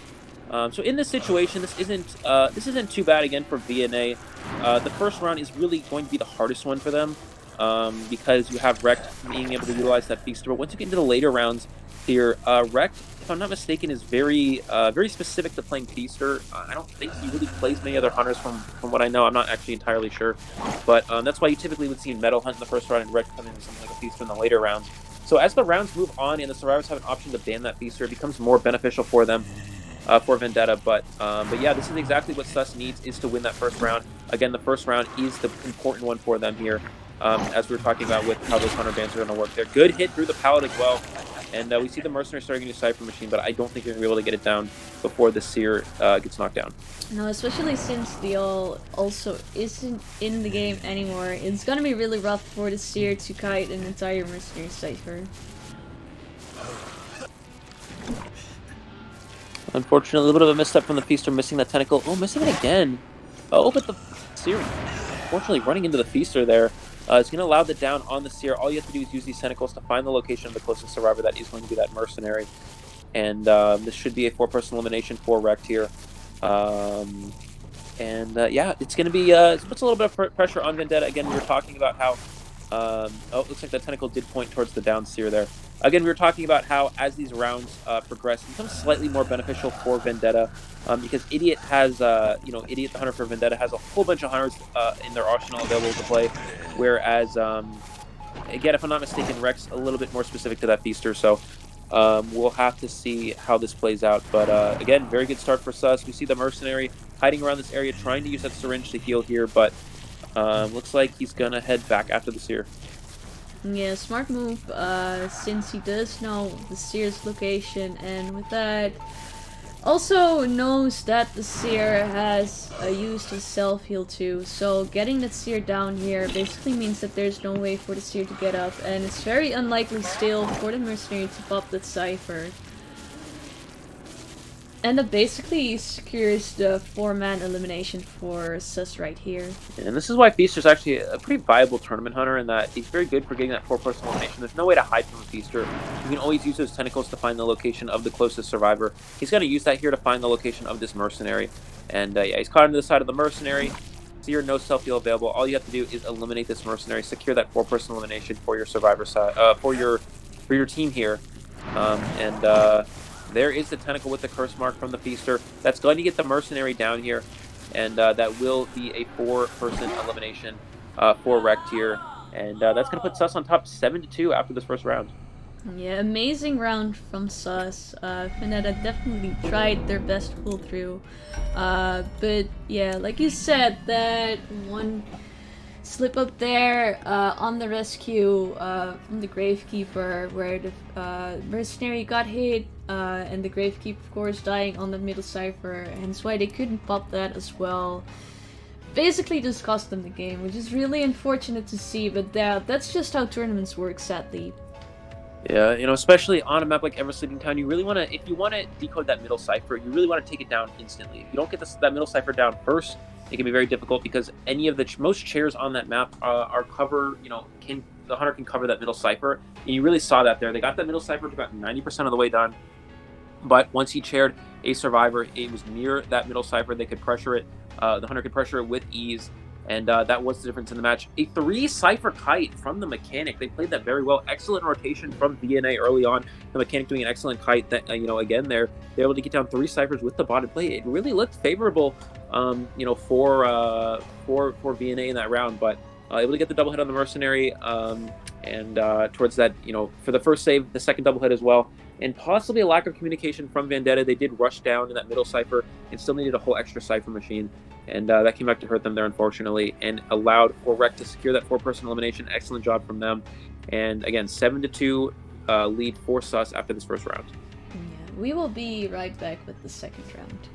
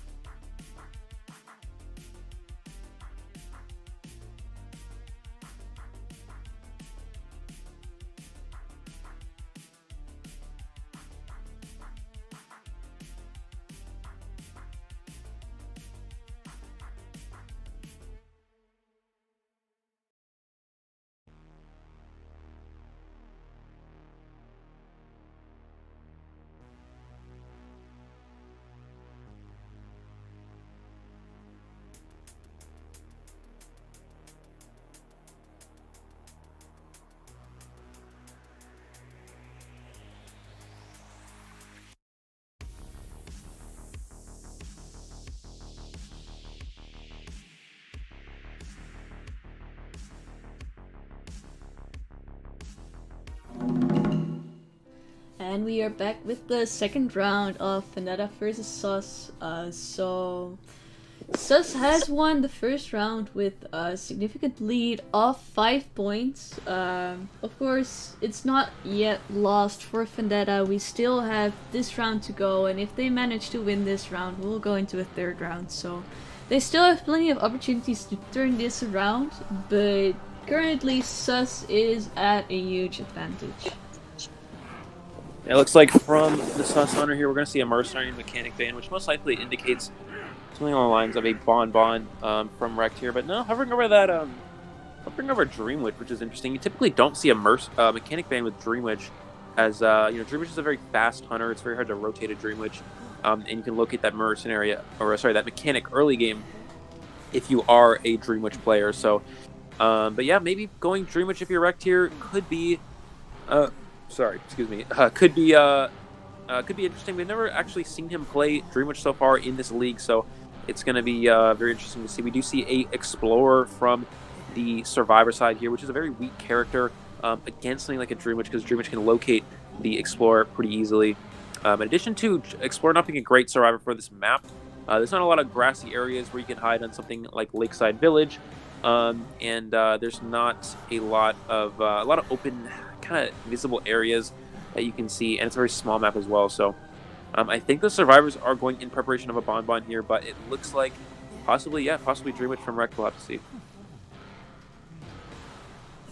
I mean, it's always fun to see hunters who have been around for a bit, who know to be able to play certain characters, to just pull out something completely different.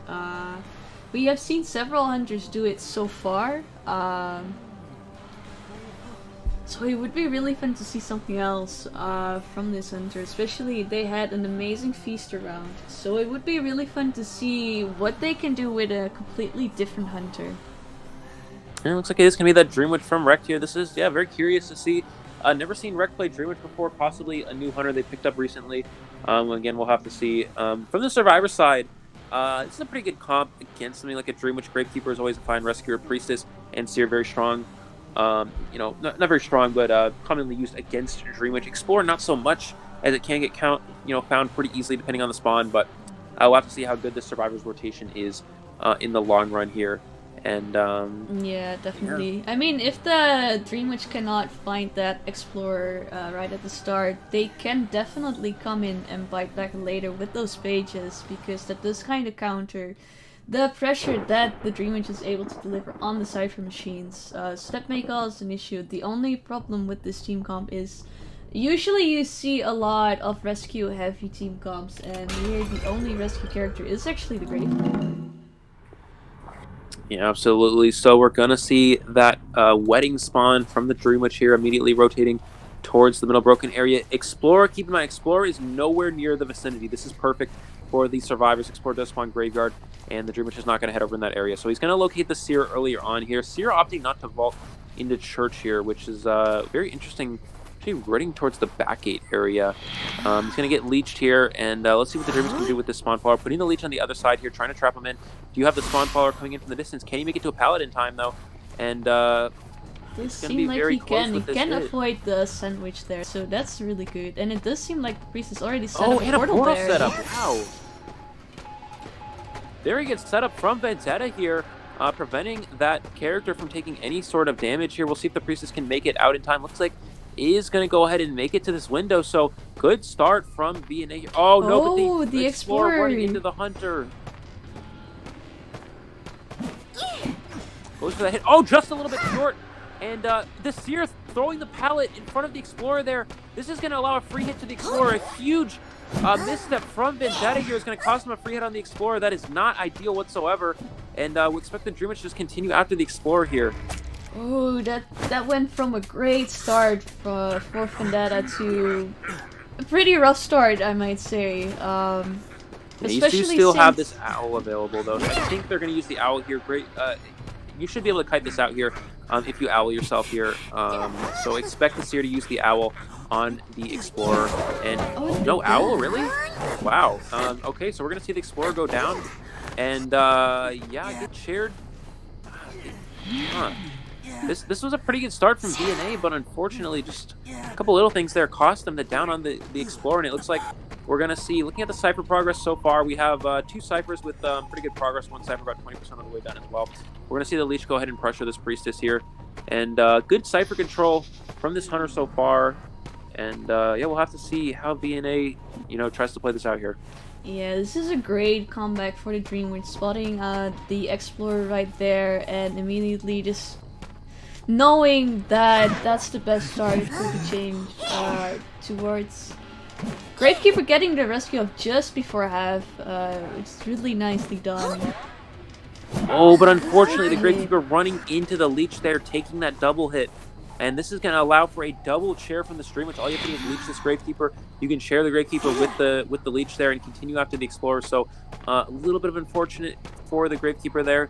And we do see 3 Leeches in play. So far, Vendetta has not taken any opportunities to de-leech here, which may come back to hurt them. But we'll have to see how this Explorer can do here. If they can get the Leech off the Explorer and heal them up, they may not be in a bad position. You have the Seer kind of stuck in a rough area as well.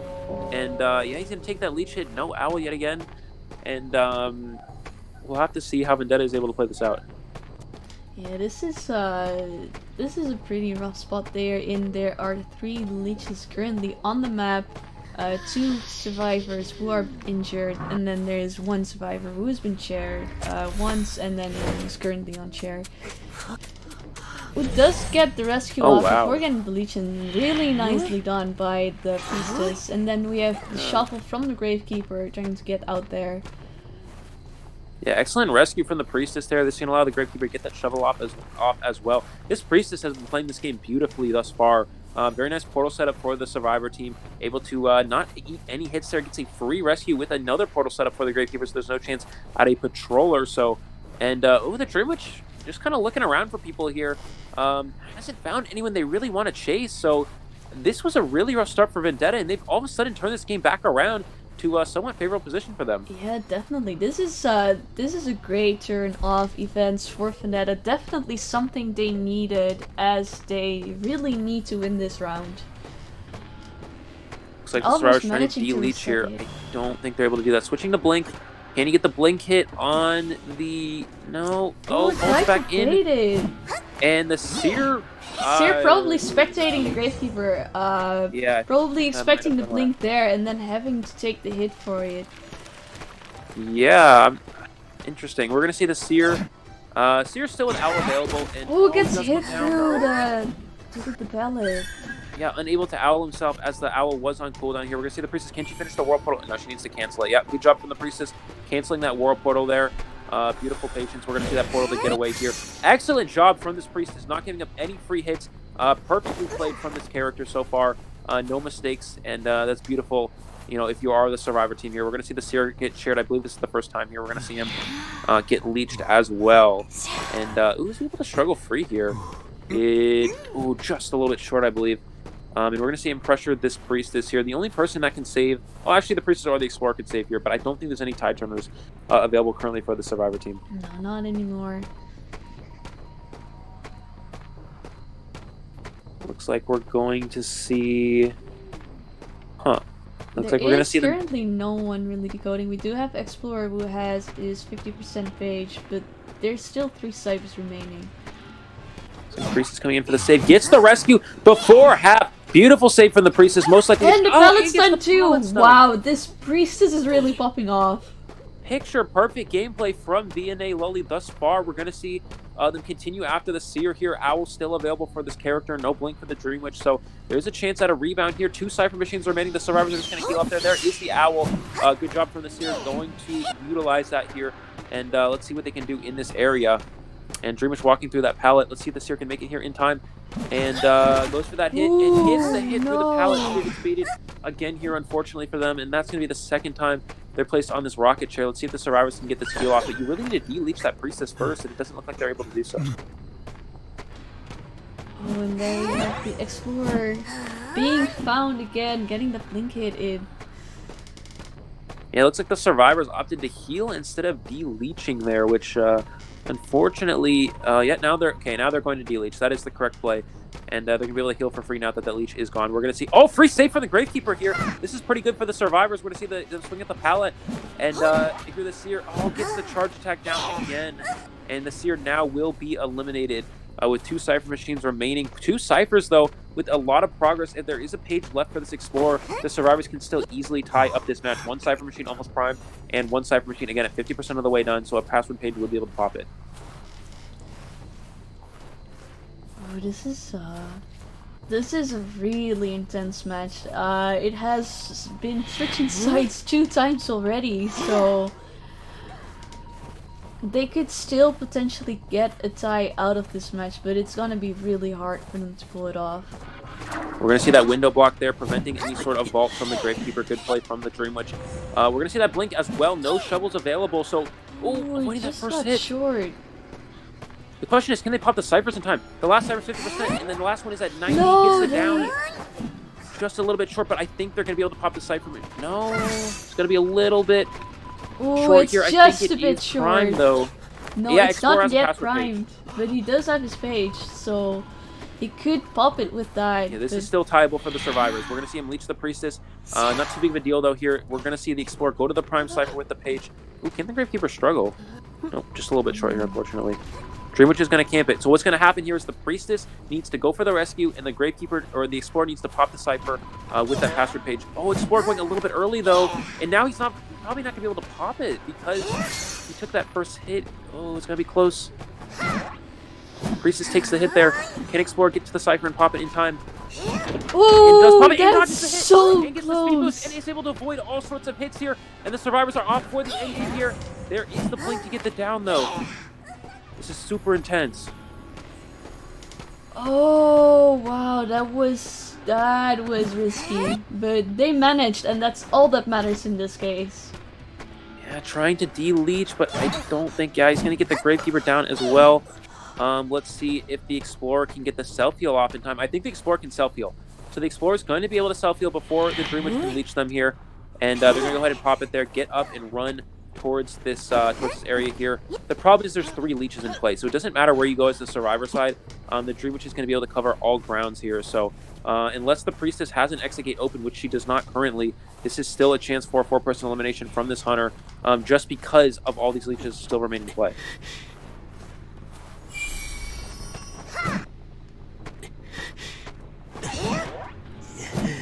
And we do see the down on the Explorer. There it is. Priestess still a leech available for the Hunter, and we'll see if the Priestess is able to kite it out here.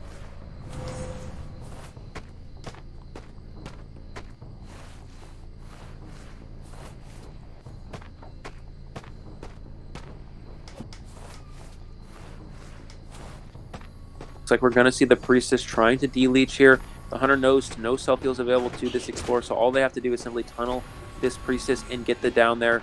We're going to see them vault there. Does get the hit and the down on the Priestess. Leech available here, so you can just have... All you have to do is leech this Priestess. You can go ahead and share them, and the Explorer with no self-heal available. That is the 4-person elimination for this Hunter. That was an insane match. Really well played from both the Priestess and the Dream Witch there. They both did an amazing job. Also had a really decent early game, but then the Explorer getting found, and then a few slip-ups on Vendetta's side kind of cost them the match. It was really close. Real quick, Daza, sorry. I'd like to say anyone who's actually going to disrespect any of the players in the chat is going to be removed from chat. I'm not going to put up with any of that. Okay, if you have a problem with anybody's playstyle, then you don't have to watch. And all I have to say is, if you think you're that good, go out there and do it yourself, because you're not going to be able to perform like them. That's all I have to say. But anyways, yeah, continue, Daza. I apologize. Yeah, I will add on to that for a bit, and I think I have said this almost every day so far. Playing in a tournament is very different from playing in a ranked match. There is a lot more pressure on these players, and especially considering this match is kinda a deal breaker, as they do definitely need to at least tie this round to make it go to the 3rd round, but they essentially basically had to win this one. that puts a lot of pressure on the team, and especially Vendetta is still a fairly new team, so they're still getting adjusted to like working together and such. So please, I am asking from every one of you to please just be respectful towards these players. This is in the end a community hosted league anyway. We are trying to do our best to just get the NAEU server a bit of extra promotion, as of course NetEase has been kinda leaving the server behind. So I really want to ask from everyone who is watching, participating, etc. to just be respectful and try to make just the best out of it. Yeah, absolutely. So moving into so it is going to be a 4-person elimination for the Sus Hunter here, and it puts Idiot in a position where they need a 4-person elimination to force a 3rd round. Alright, anyway, we will be right back.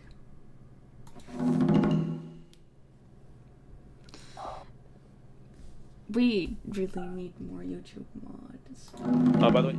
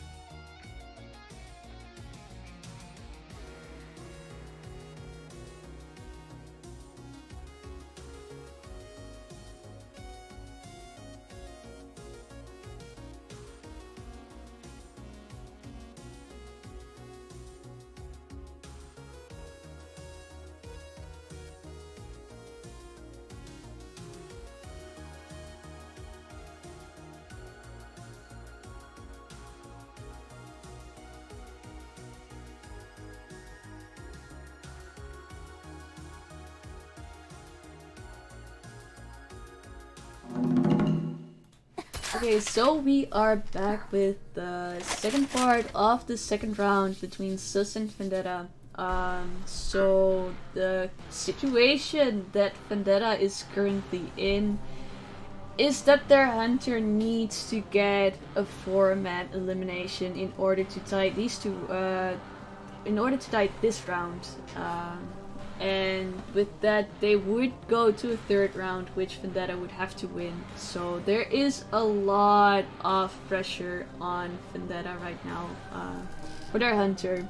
Because needing a 4-man and then knowing that the next match you will have to perform really well too. Yeah. So I think your mic's lagging a little bit again, Dazo, but hopefully it gets better. But yeah, again, yeah, like you were saying, it's underneath the 4-person elimination. This is going to be a new hunter for VNA here, Nickelodeon, like Nickelodeon, but Nico, because I think their name's Nico, so Nickelodeon, kind of cool. Anyways, so we're going to see Nickelodeon here hunting for VNA with that Bonbon most likely. Going up against the Sus Survivors. These Survivors need to get at least one person out to secure a win for this round. And again, this hunter needs a 4-person elimination. We are going to see the Mechanic and Explorer Band from Nickelodeon here. Going up using that Bonbon. Removing the double decoder option. So this is going to force a slower decoding team from Sus here, which makes it a lot more difficult for them to go for that to go for that one survivor escape. So slowing down that Cypher Rush and trying to promote a 4-person elimination if possible. We'll have to see how the survivors are able to go about this. Yes, it's got to be really interesting to see if Nickelodeon actually can pull this off. Because eliminating the threat of those decoders does eliminate the threat of Cypher Rush altogether, somewhat, not entirely, of course, because just of the way how the accelerated decoding works too. So yeah, that's gotta be it's gotta be really rough for Nickelodeon, whatever is gonna happen. But I really do hope they will manage to pull through, because I do want to see a 3rd round between these two teams. Yeah, absolutely. Yeah, so again, slower decoding side from the survivors here. The only regular decoder here is that Seer Priestess, Mercenary, and Wildling in particular. Very on the slower decoding side as well, so we'll see how the Sculptor is able to do that. It does also depend on spawns. Keep in mind you are going up against a Seer, which does promote that rotation, allowing you to tell your survivor team where the hunter is and what direction they are going. So we'll have to see. VNA stands for Vendetta, for those of you who are wondering, not Virginia, jokey. Again, this hunter needs a 4-person elimination, but if anyone is able to do it, it is going to be Nickelodeon with that Sculptor. Sculptor is, besides Streamwitch, the best hunter for, with win potential. We talk about all these tie hunters. Sculptor is a little bit less of a tie hunter and more of a win hunter. Has more win potential than some of these other hunters out there because of that, map pressure and control, which really brings to the point of very curious why the survivors opted to ban the Axe Boy. This is not Idiot playing. This is Nickelodeon, so possibly a misstep for the Sus survivors. I'm not entirely sure, but we'll have to see. There is a chance they didn't know who the hunter played, and that might also come into play here. So a little bit of secrecy from VNA might pay off for them. Yeah, and I really hope it will pay off, because like I said, I do want to see this go to the round. But it's it's gonna be rough for Vendetta. We're going to see that top of graveyard spawn from the hunter, which means someone does spawn in this back area.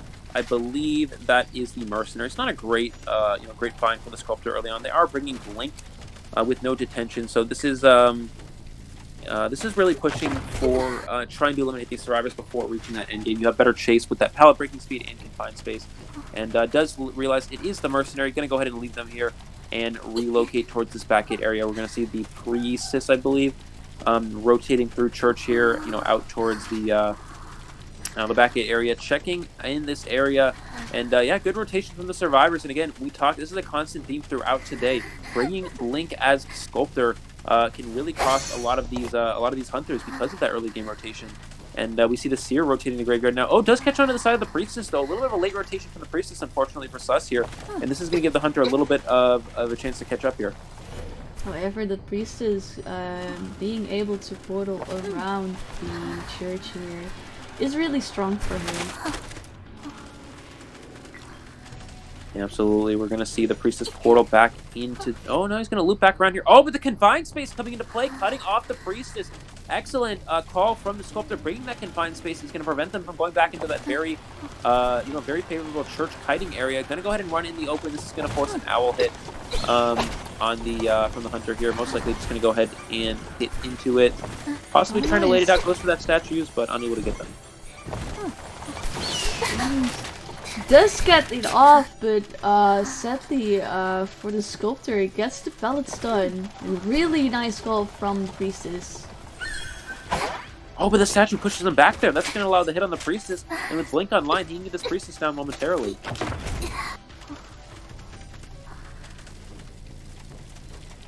So now we do have all that has been used. We do have Blink being up to. So this is likely gonna be, And the terror shock! Again, the priestess vaulting in front of the hunter, taking the terror shock hit, feeding free presence to this hunter. This is another thing we were talking about throughout today with, against these sculptors. You really don't want to give them full presence if possible. The full presence sculptor is very good. So a pretty quick down there from the hunter, but a very excellent rotation from Sus. They were still able to pop 3 Cypher Machines, even with the hunter getting the down on the priestess that quickly. It's going to be very hard for them to come back. So just very good communication from Sus. Nice very elbow pad there from the mercenary, waiting that hit, waiting for the right moment, and then getting past the sculptor. Is also able to get the body block off for the priestess. However, Sculptor is at full presence now, so that's far from ideal, but it will be really interesting to see if the priestess can actually manage. But since the hunter has still has Blink available, it's gonna be really hard. And there we go with the hit on the priestess. Yeah, absolutely. Now, the only downside to the mercenary body blocking there is now the mercenary is at a quarter health, and against a sculptor that's very, very weak. Because if you get spiked at any point and they use that full presence ability on you, they can knock you down. It looks like he's actually going to spike the seer instead, though. So that is very lucky for Sus here that the hunter was able to locate the seer here instead of that mercenary to potentially knock it down. If the seer spiked the mercenary and got the down, they would not be able to finish that last Cypher Machine. However, we do see that both ciphers are over half at this point. So this is definitely looking like a tight situation at best. It may even turn into a win for the survivors. Well, Priestess tried to portal there, and I think, unfortunately, wasn't able to get the portal off. And it's going to be very close. I don't think they can't pop the Cypher Machine in time, so he's going to be able to put him on the rocket chair here. And Seer is actually running the hunter there, maybe trying to farm an owl, but I would expect him to go towards the exit gates, though, to try to pressure them instead. And it looks like, now they're going to go ahead and do that here. Does spike the mercenary here. Excellent hit on the Seer, and most likely will teleport towards this exit gate. We do have all survivors on the same side of the map, which isn't ideal, but we do see them splitting up right now. And all they need, of course, is one man out of that game. That's all they need. And looking at how things are at this point, they are probably gonna be able to do so. Or not even probably. We already have the wild thing out of the gate. So really a really good job on Sister Port. We are gonna see if Nickelodeon is still able to get... Ooh, misses the blink there! Yeah, we're seeing the Seer stay alive as long as possible here, but keep in mind, dungeon is top broken. There's really no chance at the Seer making it to top dungeon. I don't believe here. Mercenary is staying nearby in case he needs to body block this Seer out, but I think in this situation, again, Sus has already won with that one person escape, so we'll have to see. Good job from the Sculptor, really keeping in this area, cutting him off any routes from him actually making towards dungeon. Good full presence hit there. One more hit will get the down on the Seer here, and does get that speed boost. Going to try to transition towards the gate, but I don't think it's going to matter here. The Sculptor, excellent job, able to cut him off here. And the Seer, no chance of getting an owl, only about 20% of the way done. 20% towards an owl there. This is, while it may already be a win for Sus, this is an excellent job from the Sculptor, trapping the Seer in this graveyard area, forcing him to stay here, giving him no outs to reaching that gate or that dungeon. Very good patience from the sculptor. There's the statue. There's the down on the seer, and that will secure the tie, at least for this hunter. Again, Sus only needs the one survivor's cape. They're able to do two. And so an excellent job for them, achieving that goal that they needed. And an excellent job from that hunter. After the early game rotation, able to get a quick down on the priestess to turn things around and force that tie situation overall. And that will be a 7-2 round win again for Sus. And yeah. Yes, so we do have a total of 14 points for Sus and 4 points for Vendetta. Really well played on both sides, but Sus just came out on top in these two matches. Yeah, absolutely. So, and looking at how this will now shape up in terms of playoff scenario, we do have 1 week remaining in the regular season for ICL, which means the playoffs will be coming the week after that. So how it works for the playoffs, for those of you who are wondering, the top 2 teams from each division will go into the playoffs in the winners bracket. It is a double elimination playoffs, and the third place team, there are 5 teams in each division, and the third place team will go into the playoffs in the losers bracket. So currently, for Division B, which is what we just had here, Sus in a position where they're currently 3-0, so they are guaranteed winners bracket at this point. Even if they do lose next week, they can still secure second place. Whereas Vendetta is 2-1. I think LBM, if I'm not mistaken, is 2-2, 1-2. I'm not really sure. I have to check. But anyways, they are in a position where LBM and VNA fighting for that second place position here, as well as TVC fighting for that third. Looking at the Division A, for those of you who are wondering, currently Legacy and Fusion both at 3-0. They will be playing next week for first place in the division. So the winner of that will be first. The loser will be second. So they're both guaranteed winners bracket. And then we have Eden, who will slide in at third place. Unfortunately for Arachna and Ace, neither of them have any opportunities left to secure the playoffs. So looks like Division A playoffs are already set in place. But yeah, Division B looks like TBC, Vendetta, and who's the last team? No, LBM. Oh yeah. LBM will be fighting for that second and third place, where Sus will be fighting for that first place going into next week. Alright, so please do check in for next week, because that's gonna be the last week to make it count for those teams. So it's definitely not something you want to miss out on. So yeah, hopefully see y'all then. I hope all of you had a great time today. I'm very grateful to be here with you this weekend once again. And I'll see y'all soon. Goodbye and have a great day.